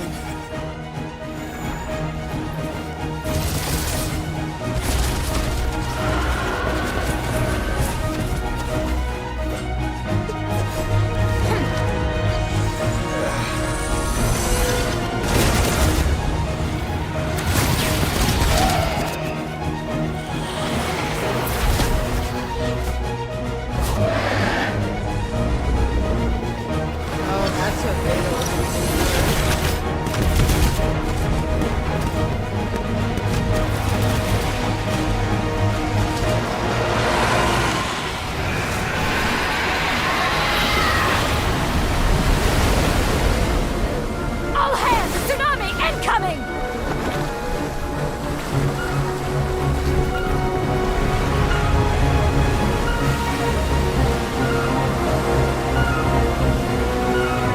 What's that? Wait! A giant wave!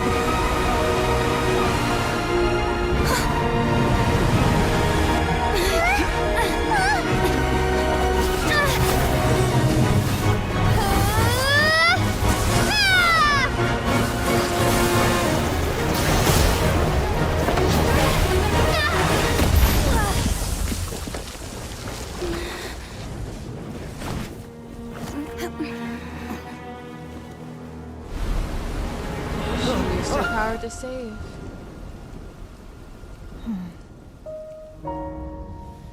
You are a cursed child. Your life brings nothing but disaster to us all. At least if you die, I can bring her back. The day you learn how to use your strength for the good of others is the day that you can truly become part of human society.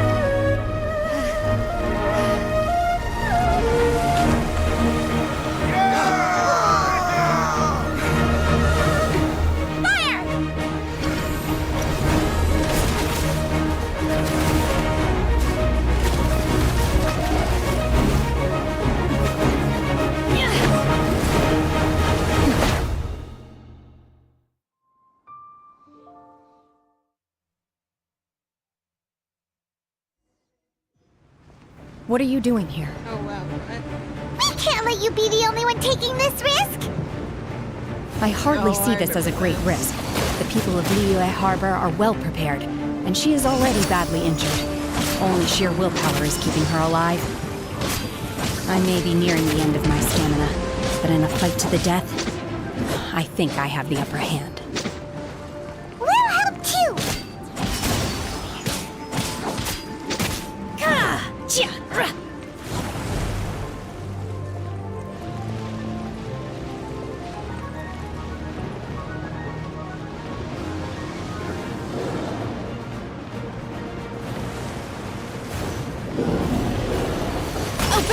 Manifest!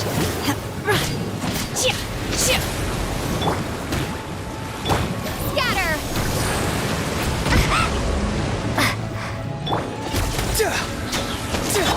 Obey! Eat this!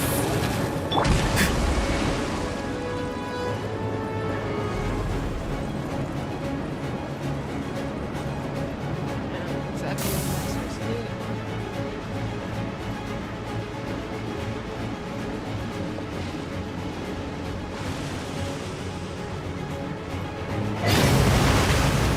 Go! You're free now! Farewell! I'm in your hip. Oh.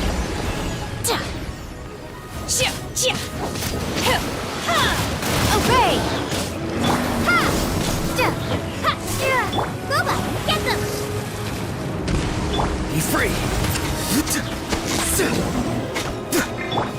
Cryo incarnate. You will regret this.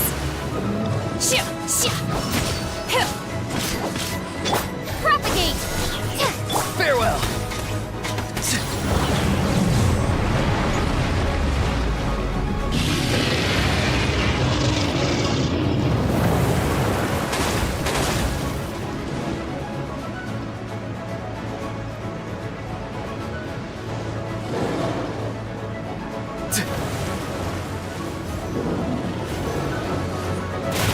Not too far now. Tell me what you see.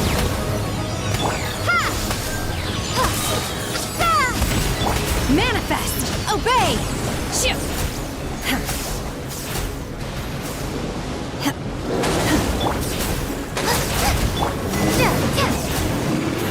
getting away!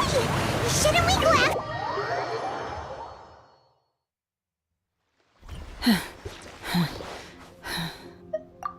I'm just a little exhausted. Otherwise, fine. I wanted to deal with it myself. I didn't expect you to follow me. Don't worry. She's not coming back anytime soon. After an injury like that, she'll likely seek refuge somewhere else.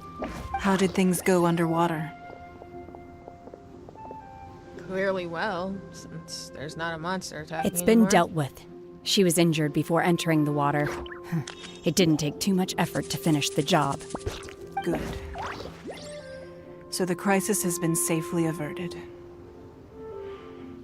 When you visit the Jade Chamber in the future, you will be afforded generous treatment. My only thing is, though, she has, like, adepto powers. So, can you really say that Ningguang achieved her goal of showing that humans could take care of the situation all by themselves? Because technically, she was trained by the Adepti. She has powers like an Adepti. So, looks like the Adepti still in the way had to help out, in my opinion.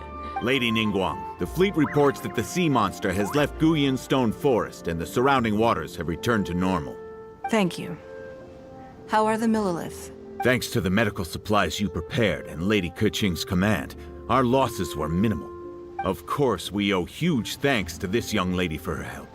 On behalf of the entire Millilith, thank you for your service. Great. Then next time I watch Miss Yun's opera, I'll be able to take the compliments. I wasn't trying to be a hero, though. I just wanted to protect you. Let the soldiers recuperate, but don't let your guard down.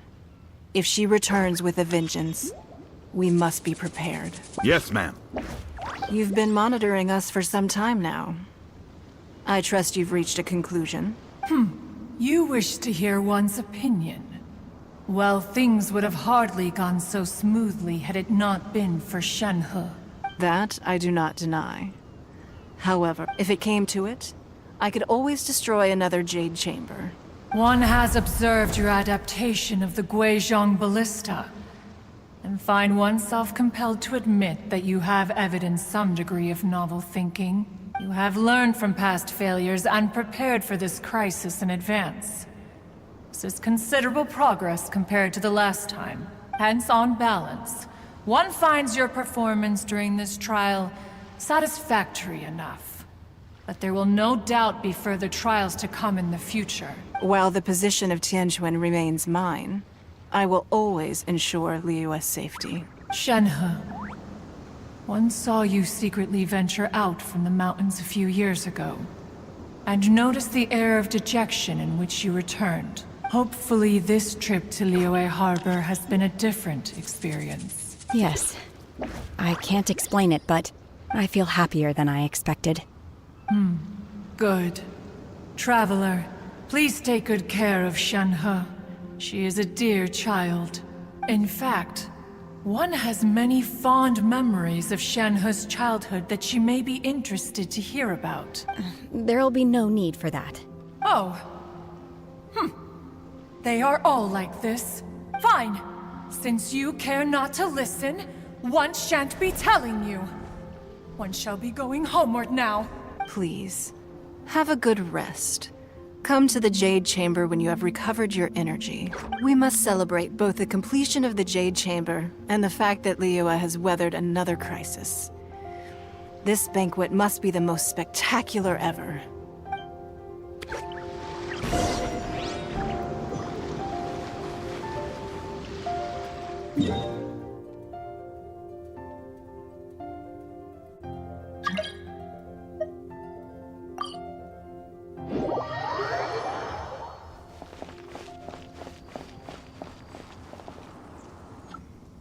Wow!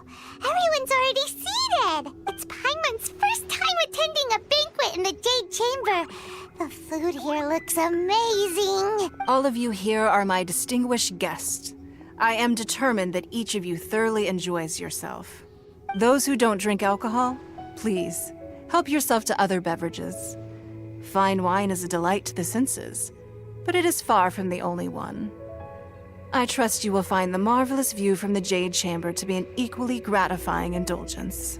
Have you heard? Miss Yun's going to be performing today. Sure have. Honestly, it's the main reason I'm here. I've never missed any of Miss Yun's performances, and I don't intend to start now. I hear she's going to perform The Divine Damsel of Devastation today, the one written by her father. I've been so excited that I've barely slept the last few nights. Hey, look! Miss Yun is going on stage!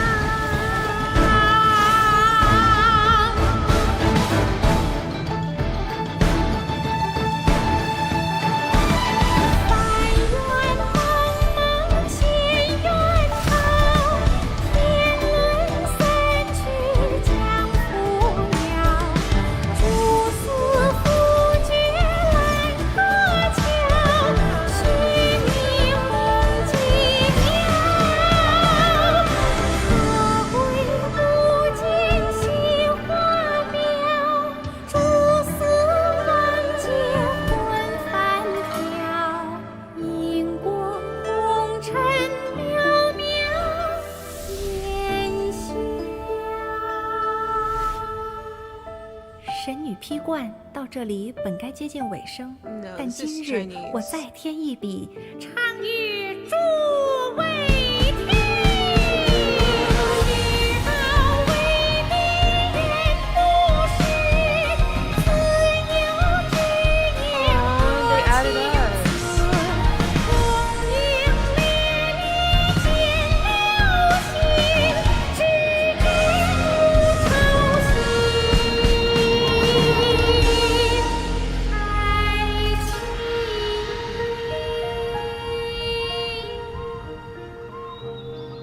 彼时鹤归，茫茫天地无依靠，孤身离去。今日再会，新朋旧友坐满堂，共聚此时。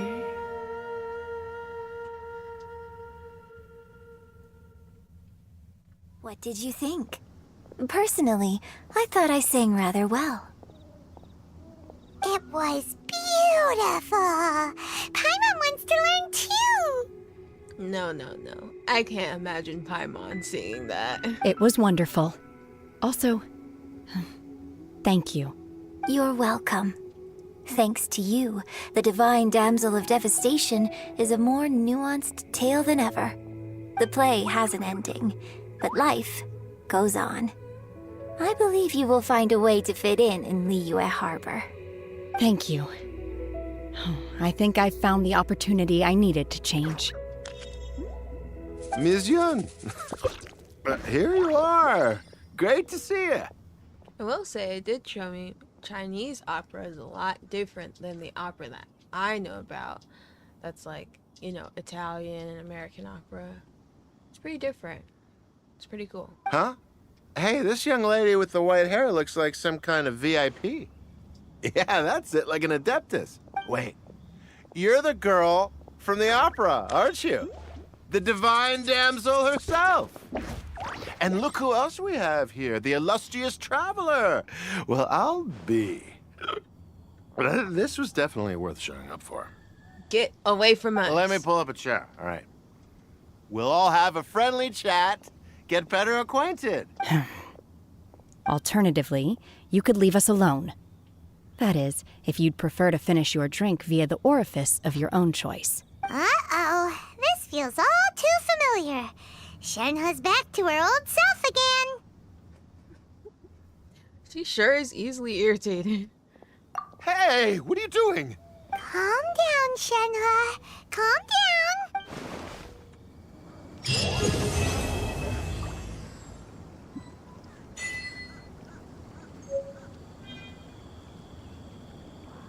That was a really good quest. You know, the opera at the end really brought it all home. As well as her protecting us. I like her now.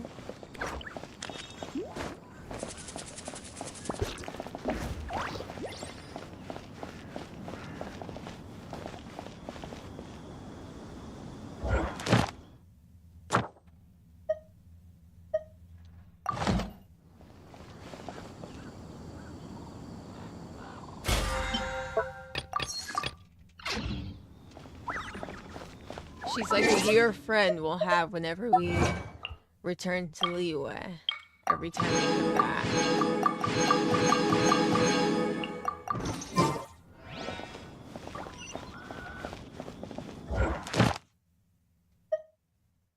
Now why does this have an exclamation point over it?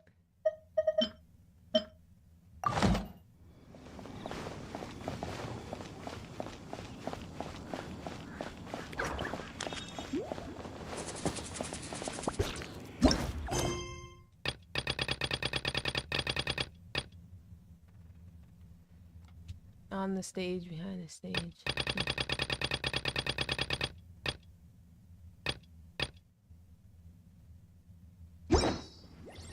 Well, am I done with this one?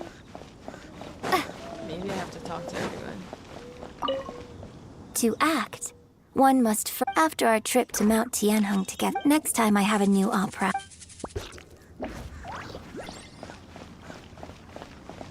You've made an exceptional contribution. I will not forget this.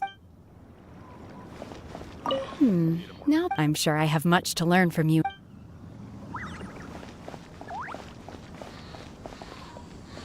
Well, it said it was completed.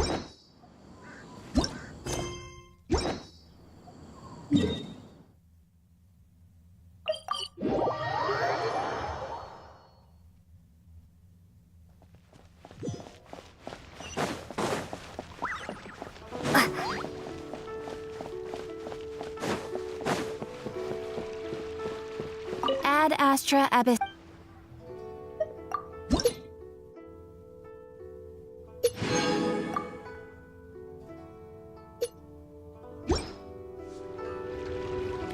Ad Astra ab...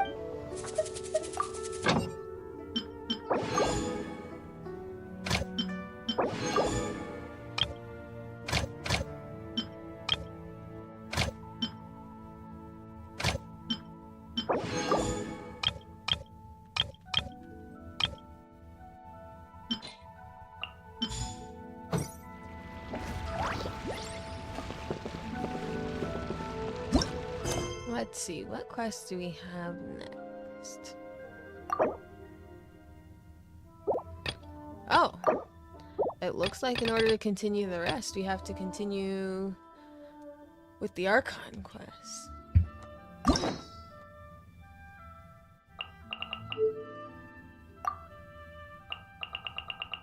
We also have keys, so we can unlock one of these other people.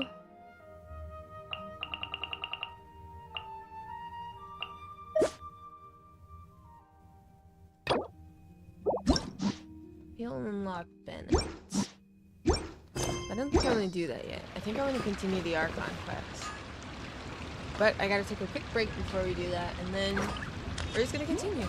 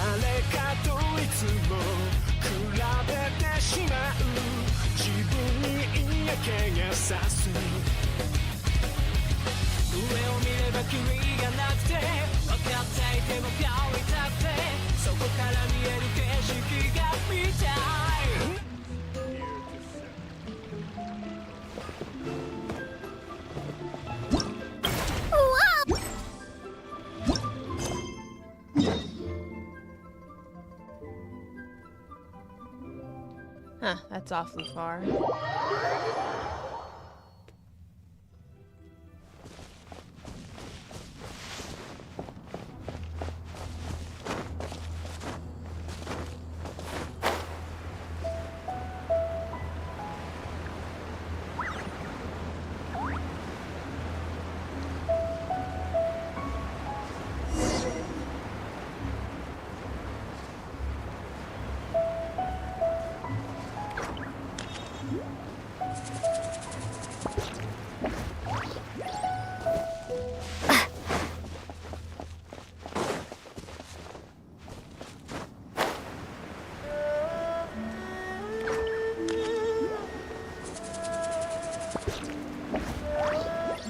There's a domain I haven't unlocked.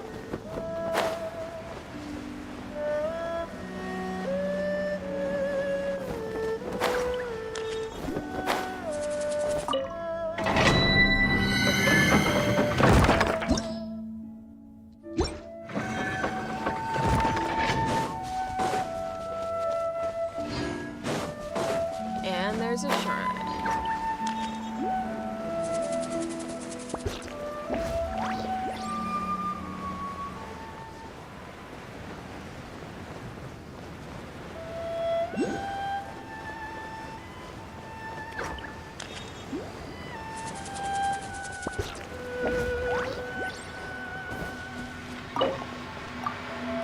I don't have any keys? Even after doing the story? Oh well. Oh, let me mark it on the map so I don't forget at least.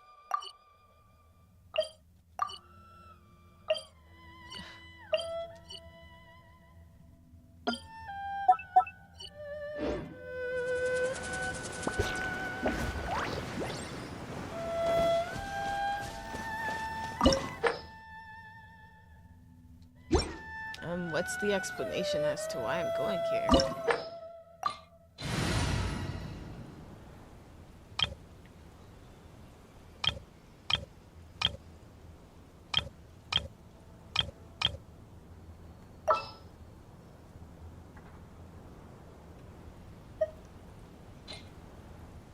Yeah, we'll be okay.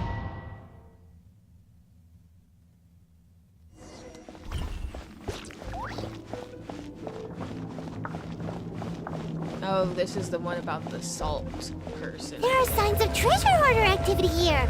They must have come to these ruins. Let's go deeper inside. Paimon sure hopes Ganyu's information is reliable. Oh. There aren't many guards here. A couple of streams Looks like ago their where plan we to draw triggered away that... the Abyss Order's forces really worked. Where we triggered that random interaction. That must have been part of the story. Now that I wasn't expecting. I thought it was just another quest. Shadows of fate! Fate is upon you!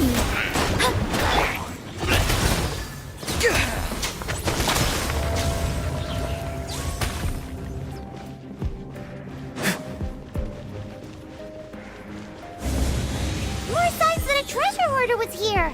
This should be the right direction. But why does it feel stranger and stranger as we make it deeper into these ruins? Be careful now. Paimon's right behind you.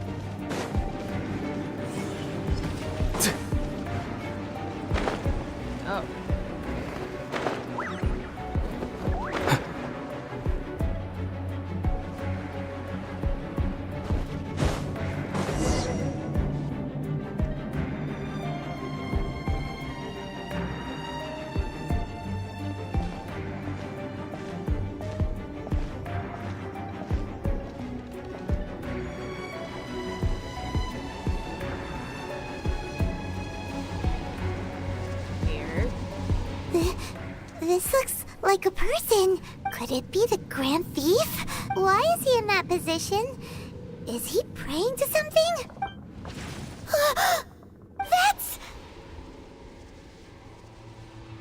some strange thing that I've never seen. Why is the Statue of the Seven hanging upside down? And the statue's hands... Paimon remembers they're normally holding an orb, right? But this statue is holding... What is that? Paimon has a really bad feeling about this. And the Grand Thief hasn't moved an inch. Do you think he's...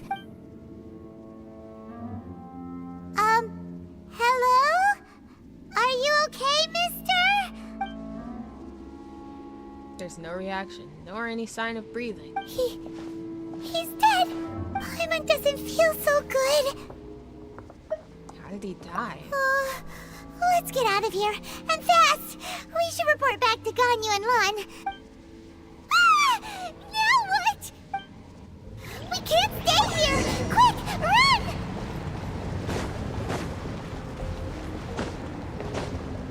See you in the Night Kingdom. Wow.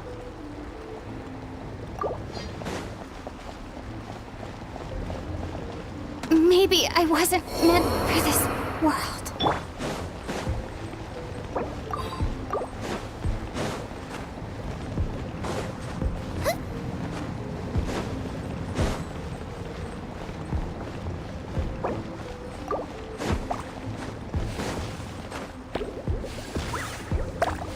Well, no! I ruined everything. what is happening?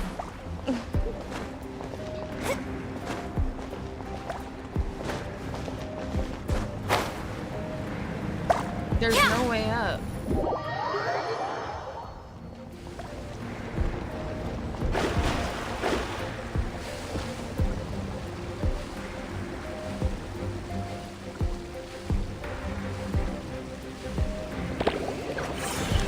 Destiny cannot be denied. It's over.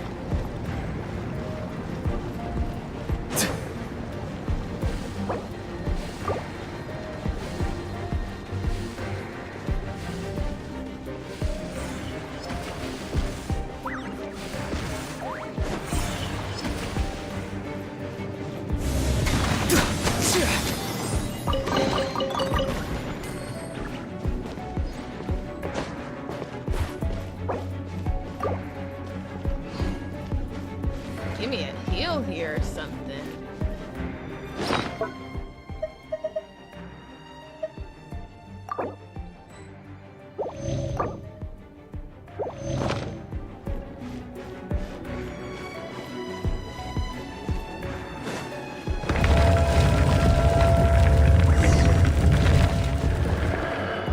You cannot spy on the secrets of the Abyss. You have come here. You have seen our secrets. For this, you must pay the price. As a herald, I will mete out your punishment. An Abyss Herald?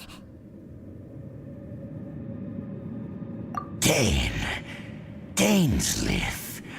Oh, I thought you were just a couple of pests that stumbled in here by mistake. So, you are with Dainsliff, that constant annoyance in our affairs. Did he send you here to die? His resistance against the Abyss has gone nowhere for a long time. There is nothing you can do to change the tide. The Abyss is unstoppable. What is this power? I've never seen it before. Careful, please don't get cocky.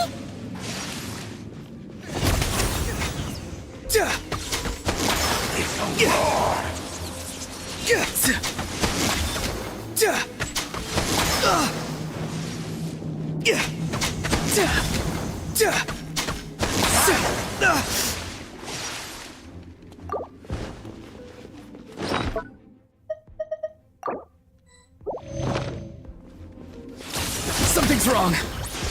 Propagate!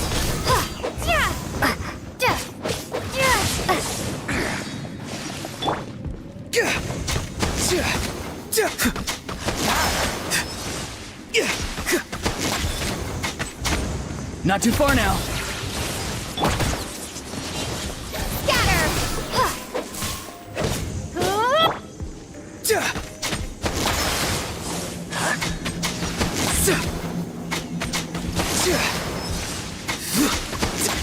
Farewell. Propagate!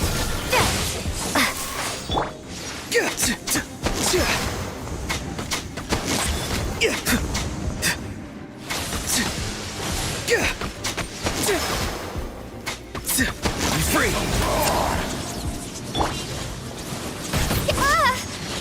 Propagate!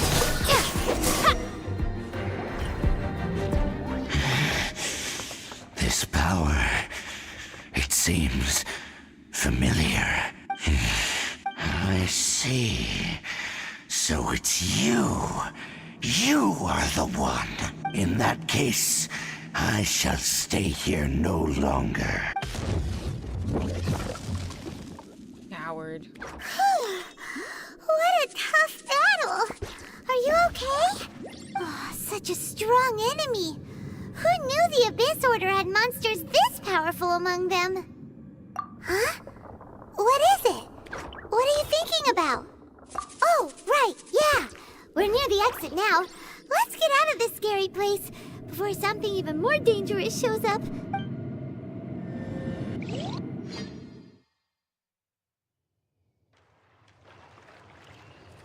So, we meet again. A little sooner than I had expected. Hey, it's Dane! Judging by your expression, it seems you just experienced something quite strange.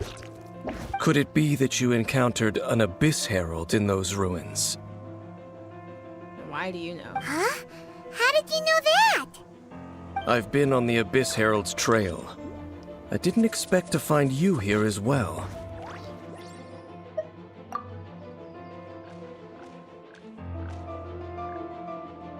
An inverted statue of the Seven, holding abyssal power in its hands. No, I have never seen such a thing during my time fighting the Abyss, though I have had my suspicions. Tell me the rest of what happened in there. So you escaped the ruin depths filled with abyssal power, and then? And then, as we got close to the exit, an Abyss Herald suddenly appeared and blocked our way! We fought a big battle with that thing. Maybe it hasn't gotten too far yet. Yes, this is a rare opportunity indeed. Come, let's catch up to it. Wait, I thought I was the one who commissioned you. Let's go! A rare opportunity? With Dane helping out, maybe we'll be able to solve more mysteries about the Abyss.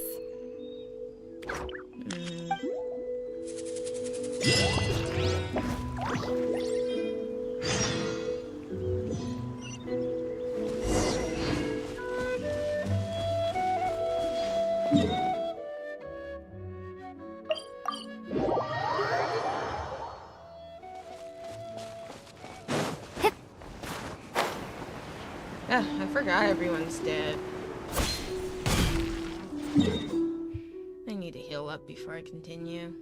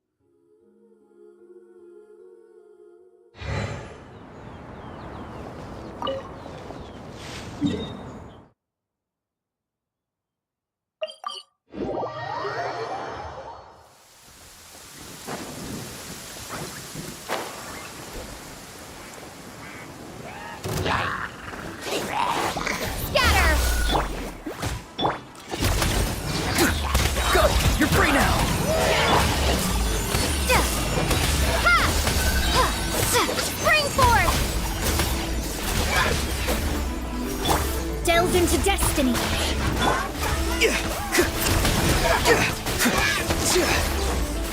Nice and spicy. Propagate.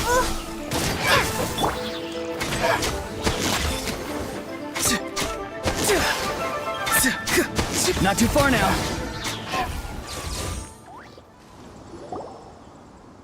Those Abyss mages just now. Were they trying to ambush us? No. They were just digging through these abandoned ruin guards looking for something of value. Oh, is that so? The Traveler here seems to like doing that a lot, too. Looking for chaos devices, chaos circuits, you know, that kind of stuff.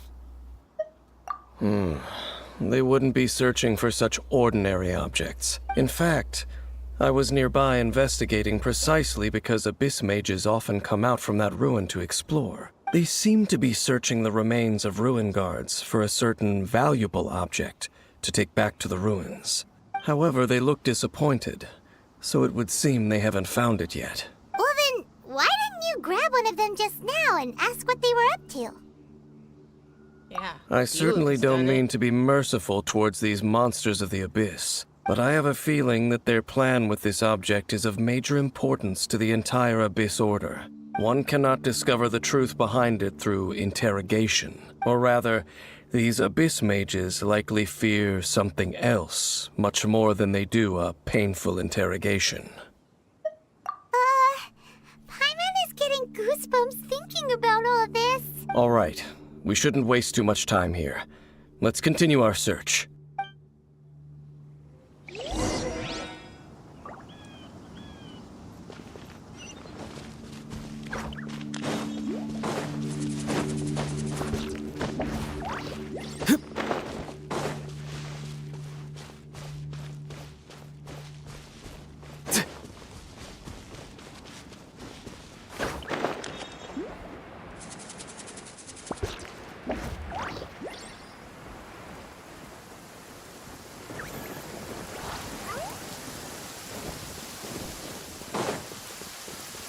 If I run, mud will get on my clothes. If I fly, the rain will make my cape too heavy. Better find somewhere to wait out the weather. Farewell! Tell me what you see.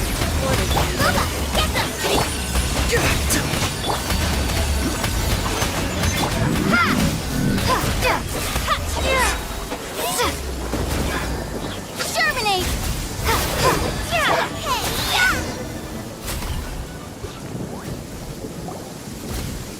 Wow! Besides the Abyss Order, Ruin Guards sure are active around here. Seems wherever we find an Abyss Mage hideout, there's often a bunch of Ruin Guards roaming around too. Is that just a coincidence? Or... There are no coincidences in the world. Everything is the fruit of seeds planted long ago, just like your appearance in that tavern. Time is just waiting for those seeds to sprout. Forget it. Just some needless musings. The connection between the Abyss Order and the Ruin Guards is by no means incidental. Rather, they are both branches that have grown out and up from the same roots below. branches? Roots? What do you mean exactly? Both originate from an ancient nation that was destroyed 500 years ago. Khaenri'ah. Huh? Khaenri'ah? Really? The Abyss Order and Ruin Guards are left over from after the destruction of that nation? Oh. Speaking of Khaenri'ah, that's really a super ancient name. Oh, right. As your guide, Paimon should explain a bit here. A long time ago, the nation of Khaenri'ah was... Huh? You have memories of being there. But that nation was destroyed 500 years ago. Is that so? Well, everyone has their secrets. You did not pry into mine, so I shall not pry into yours. But, if you would like to tell me, I will listen. So, the Khaenri'ah you saw, what was it like? You said you wouldn't pry.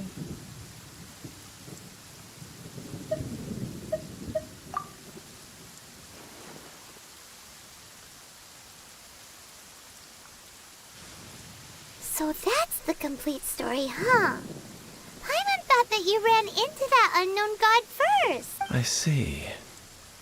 So your first memory after coming to this world was being awoken by your brother from within that meteorite. It seems your brother woke up first. But the question is, how long before you? And then your brother told you that the destruction of Khaenri'ah plunged the whole world into chaos, and that you two should leave this world called Teyvat? The destruction of Khaenri'ah? He said that?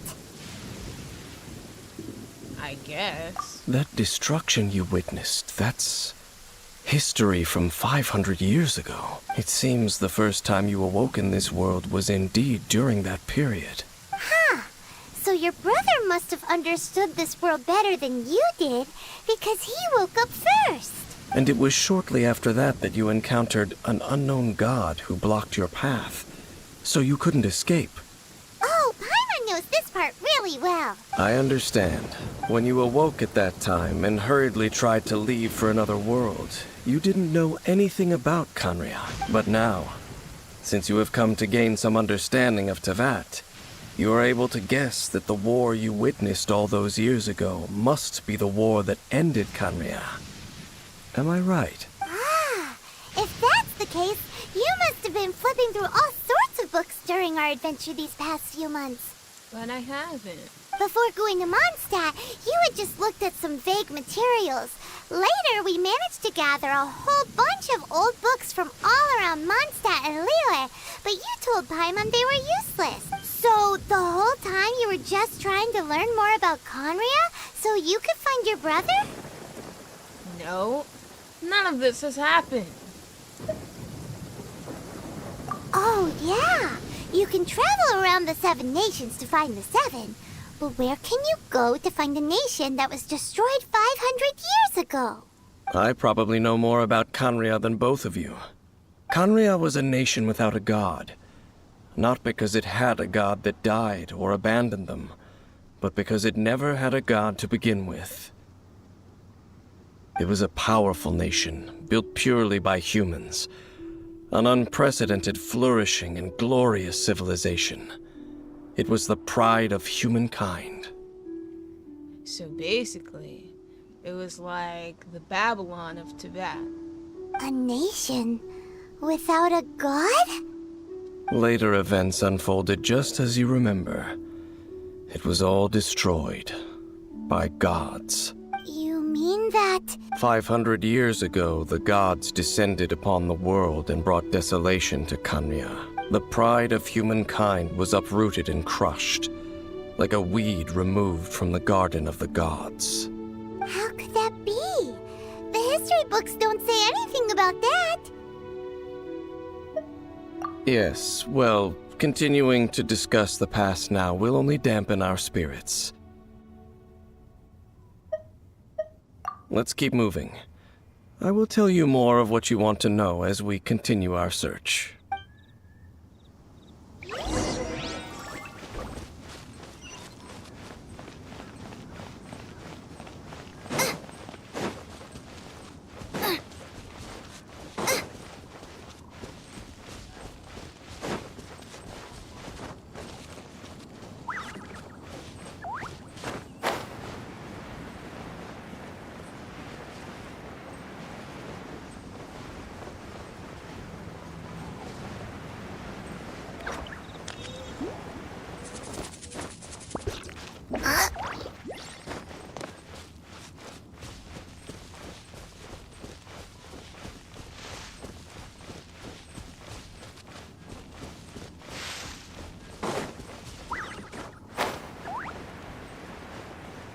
Well, I mean, would Venti even know? I know Zhongli would for sure. Because he was the oldest. Oh, I guess Venti was pretty old too, so I guess they both would know.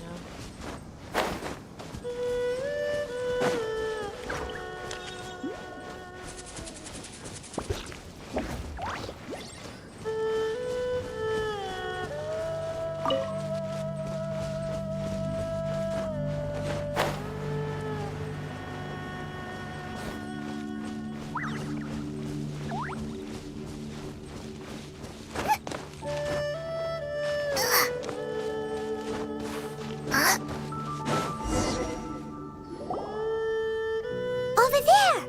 It's more ruin guards and abyss mages. Dane was just saying how these ancient machines are from Conria.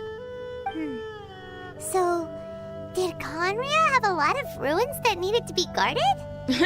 No. Ruin Guard is the name modern people have given these machines. No one called them that 500 years ago. These Ruin Guards were known as field tillers by the people of Conria. Seriously, field tillers? Field tillers? What a strange name. They were farming equipment. It's not like you think. Field tiller was just a code name. The people of Conria like to give code names to their weapons. The land is not to be tilled with farming tools, but rather is to be fought for with steel and blood. This is how the field tiller came about. Fought for with steel and blood? Well, that's an interesting way of understanding tilling. Paimon doesn't think it's a very positive interpretation. After the destruction of Conria, these masterless field tillers went completely out of control. They wandered aimlessly over the centuries, gradually spreading to every corner of Teyvat, perhaps resonating with the sorrow of other civilizations lost to time. They found their way to various ruins across the land, where they lie dormant. Well, that sounds so sad. It seems we should put an end to their suffering. Yeah, Paimon thinks you've been doing a real good job of that. Once you understand more, those details won't mean much to you. But no matter their past, all that remains of them now is the danger they pose. So destroy them all. I don't know about all. I don't have time to destroy them all. Be free! But I'll further than necessary. Go! You're free now! See Hanyu.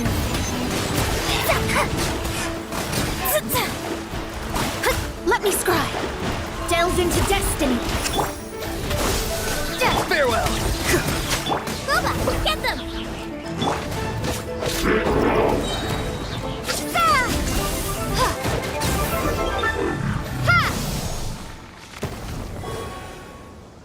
Huh?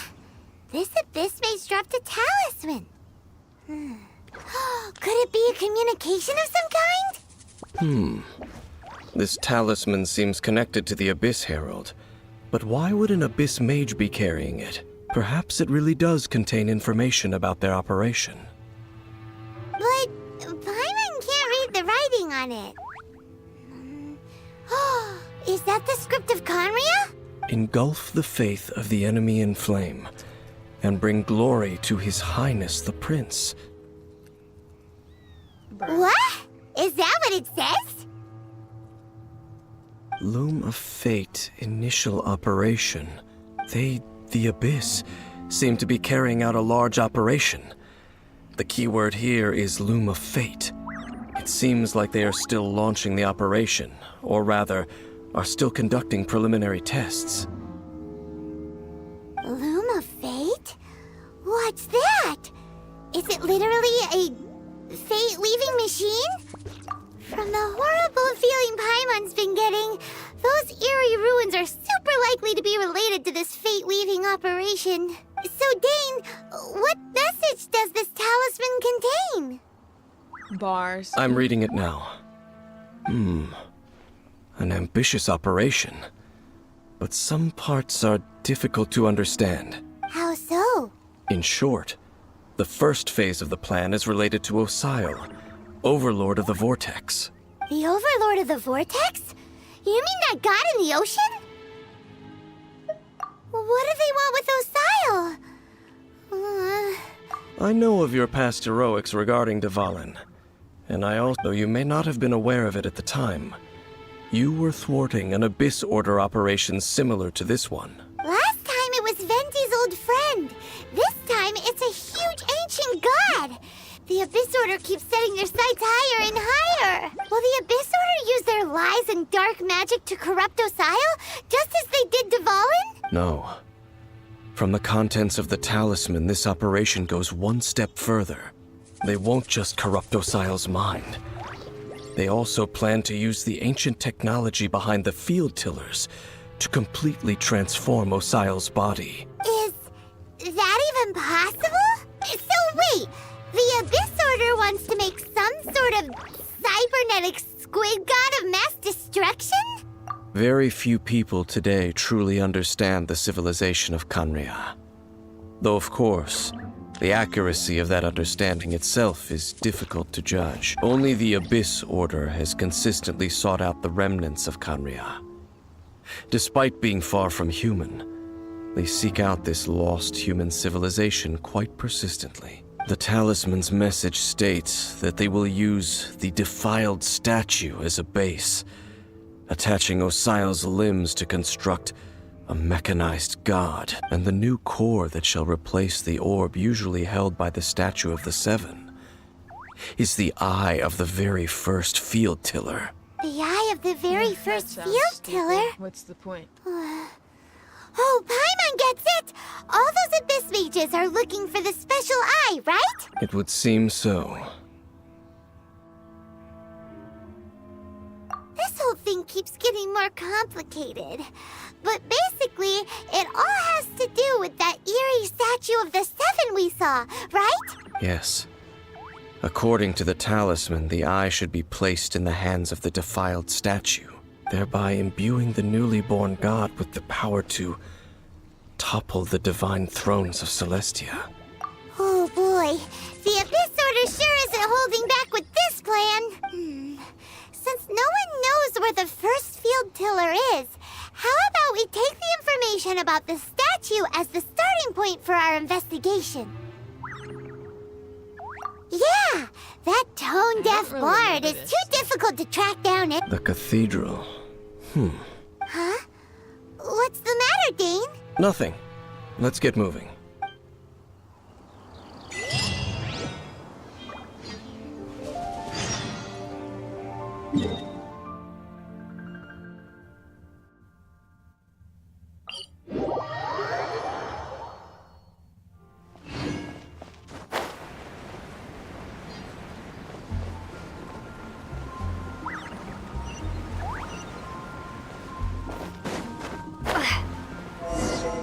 huge statue, a grandiose cathedral.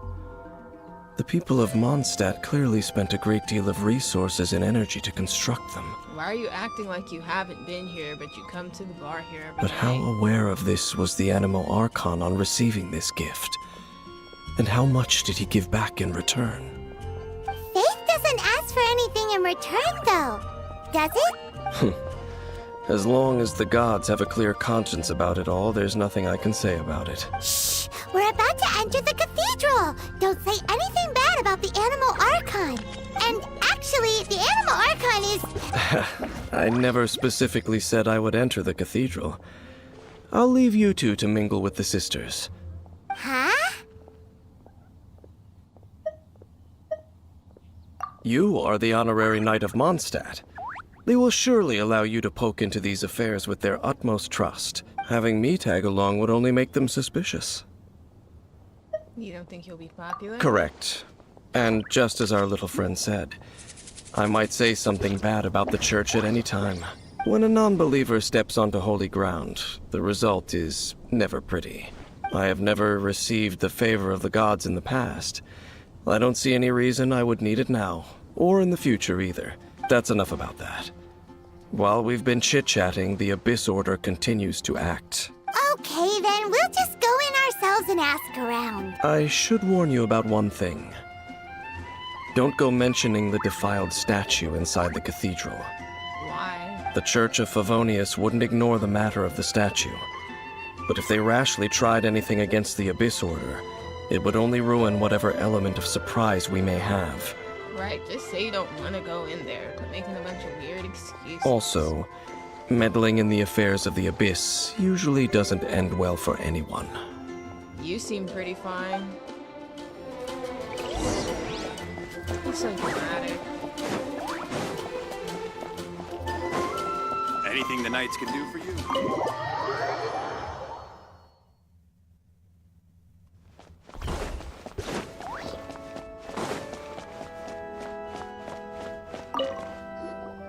Honorary Knight! Hi, how have you been? Do you need anything today? But I should first make it clear that if you need to borrow the Holy Lyre de Hermel again, we cannot oblige. It seems she hasn't realized it's just an illusion. Oh, we're here to ask some questions about something. Barbara, have you heard about the first field tiller? What's that? Field tiller. What does it do? Of course you wouldn't know anything about that. Okay, next question. Has the church ever lost a statue of the Seven? Huh? You're here to ask about that old story? Well, I didn't expect that.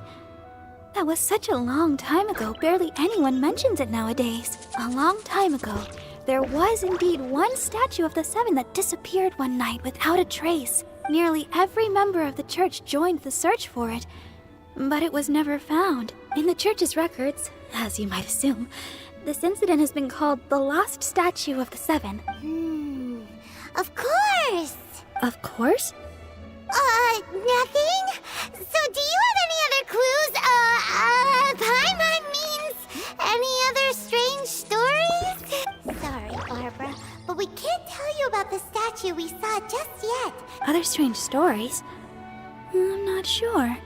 Let me think about what other unusual incidents are in the church's records.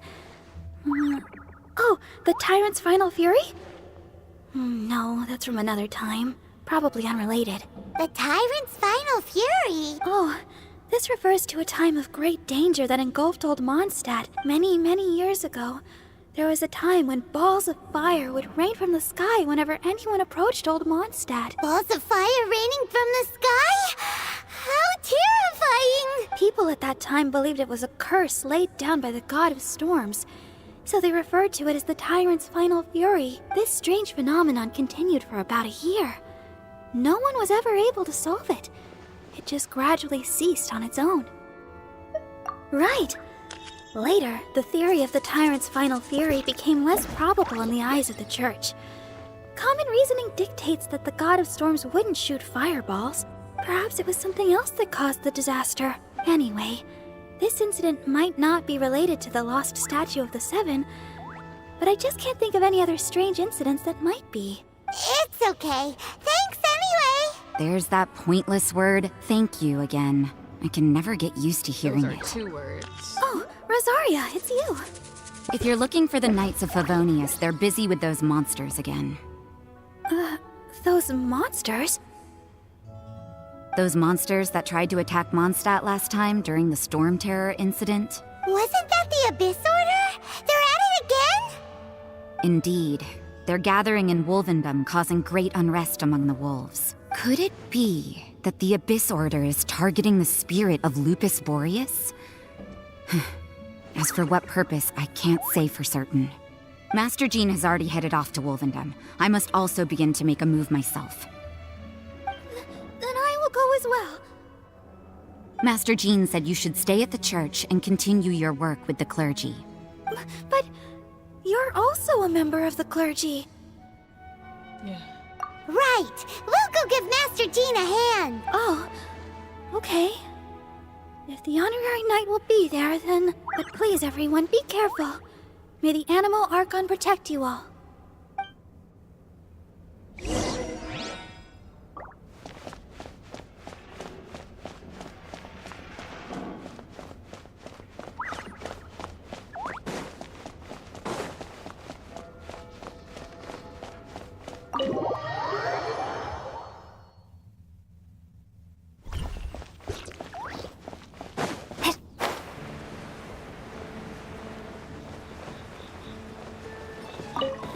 I see.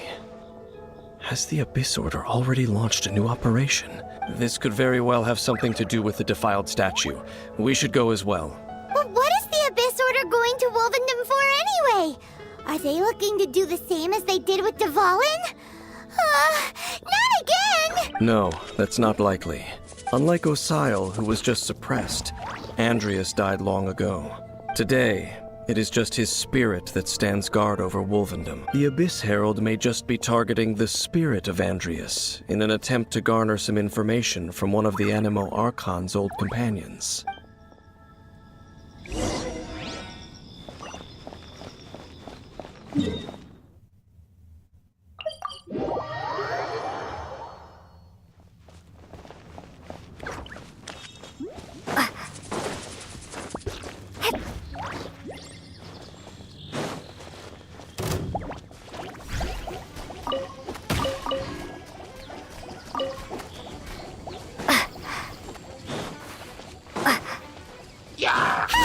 The Abyss Order! Don't underestimate the enemy. Let's take them now. Scatter! Eat this!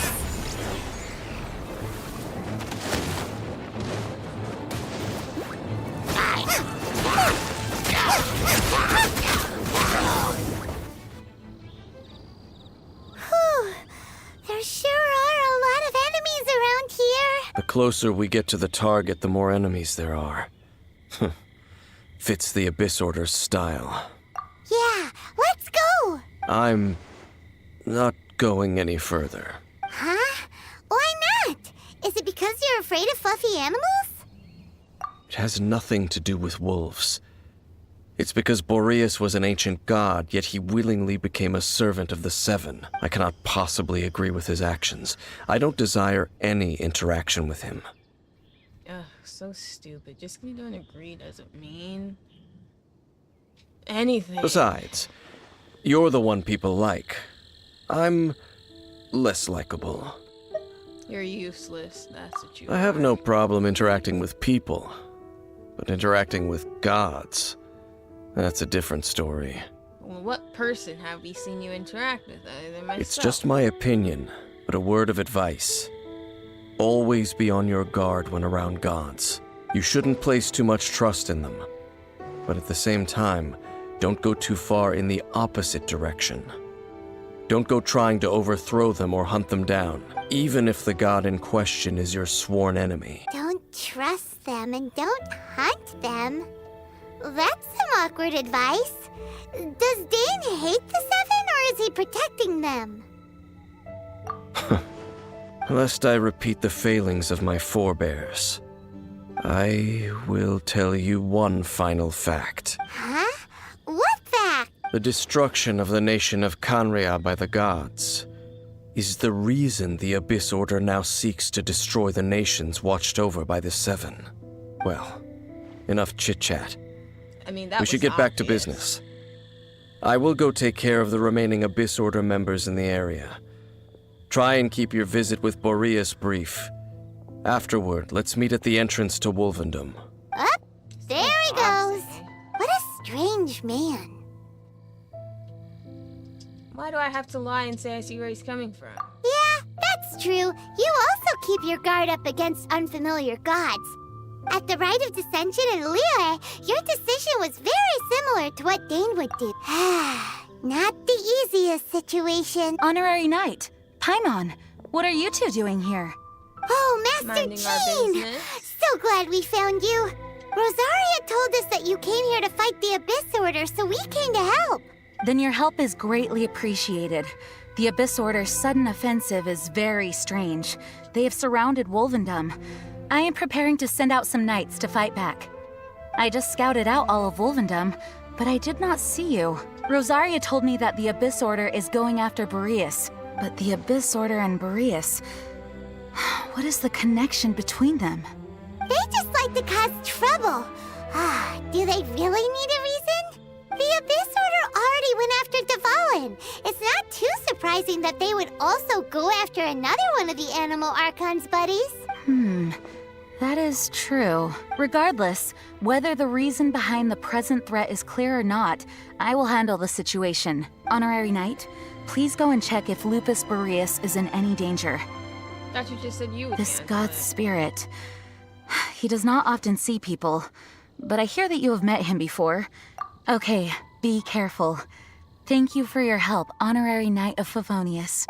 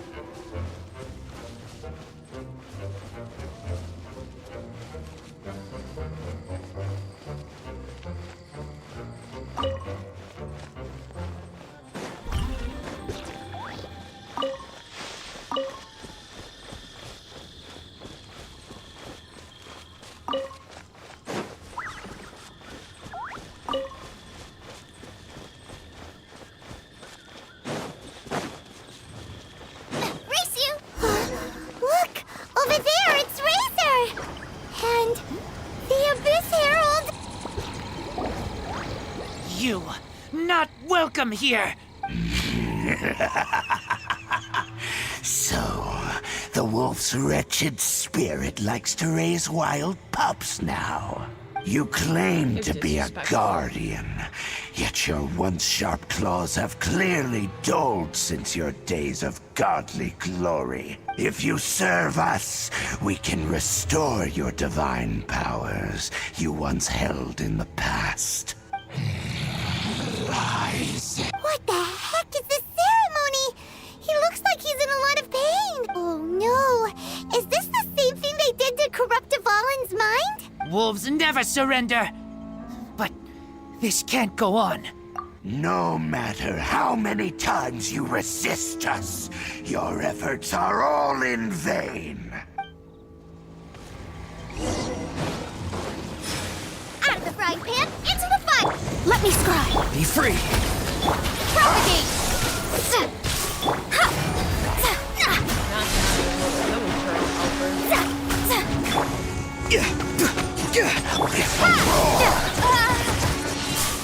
Nice and spicy! Race you!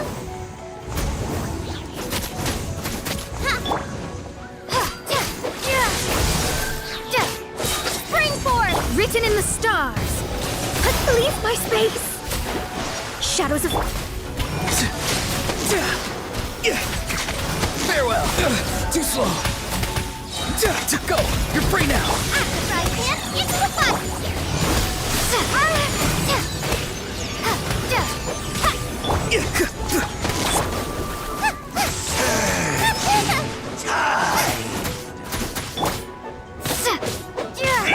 Delve into destiny!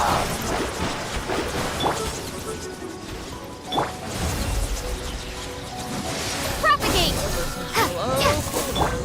Nice and spicy! Not too far.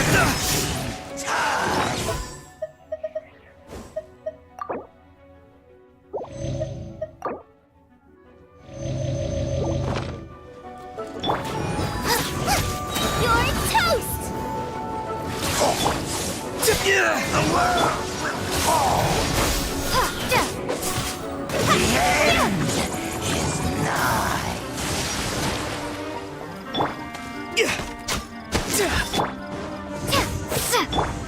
Out of the frying pan, into the pot! The world free will burn. Oh, I have to pay attention to these. Scatter!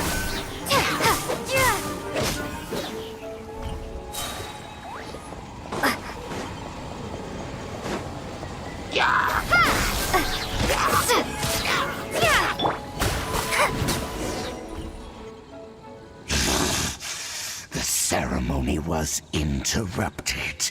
How fortunate for you. How does an old spirit have such determined will? No matter. This is but a small unforeseen variable. Our grand scheme will not be affected. It disappeared again! Thank you. You came. Just in time. Human Lupercal. I am ashamed that you must see me in my present state. But still, the Abyss Herald underestimated my strength. Lupus Boreas never refuses trial, but scary outsider, not respect trial rules. I too didn't see the trap. Wait, so you mean the Abyss Order had everything prepared to corrupt Lupus Boreas' mind? Thank you. In the future, my claws must get sharper. You smelled danger and came here? No, we heard about the danger. Paimon's nose doesn't even know what danger smells like. Besides coming to help, we actually have something to ask you about too. Excuse us, Mr. Wolf God. Do you know anything about the first field tiller? I pay no heed to the contraptions of humans. I know not what this field tiller is. It entered into my proving ground by accident, and I mistook it for a challenger. But it could not think, only fight. I eventually damaged it greatly with one of my attacks. By the sounds of it, it's possible that could have been the very first field tiller, right? Yes. It could spin, leap high into the air, and even shoot fireballs. Fireballs? Hey, didn't we hear this somewhere else recently as well? Anyway, this pretty much proves that the first field tiller came to Mondstadt, doesn't it? It sounds like the first one was way stronger than the mass-produced ruin guards that came after. But in this story, it was damaged at the proving ground while fighting the Wolf of the North. Don't know. But did we help? Yes, you were a big help. Thanks. We need to keep investigating something super important. The Abyss Herald may have left, but the Abyss's forces are still attacking. You two be careful. Yes, I smell more danger. Bigger danger. You too. Also, be careful. Well, that was some good intel. Quick, let's go tell Dane.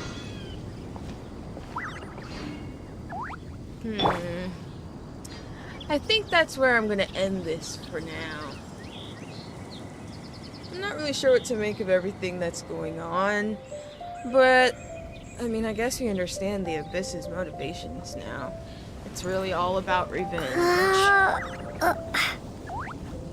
Which honestly, it's never that good of a motive. It's understandable in a way, but not really with the way they're going about it. So hopefully as the story progresses, it'll become a bit more nuanced, and the lengths they're going to will make a little bit more sense.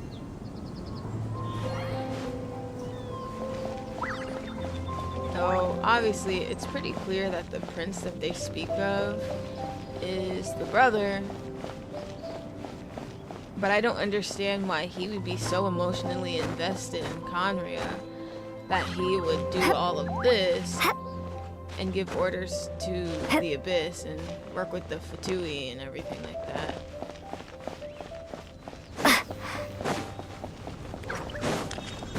Just for a place that wasn't really his home.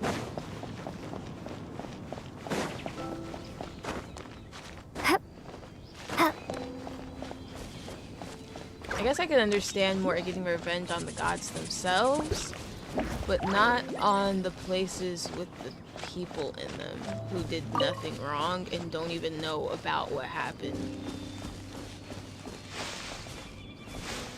But yeah, this was a pretty good stream. A lot happened. I think that the cutscenes with Shinha, I honestly can't remember how to pronounce it anymore, but hopefully I'm not butchering it too bad. I think those were the highlight though. I wasn't expecting her to actually sing the song, so that was actually pretty cool. Anyways, I will see you all for my Xeno stream tomorrow, and then don't forget that Saturday we're going to be revisiting Sonic Adventure 2 now after Sonic 3 has come out, and having dialogue about that and seeing the similarities, differences, all that kind of cool stuff. It'll be fun. So look forward to those, and yeah, that's it for me. Peace out, you guys.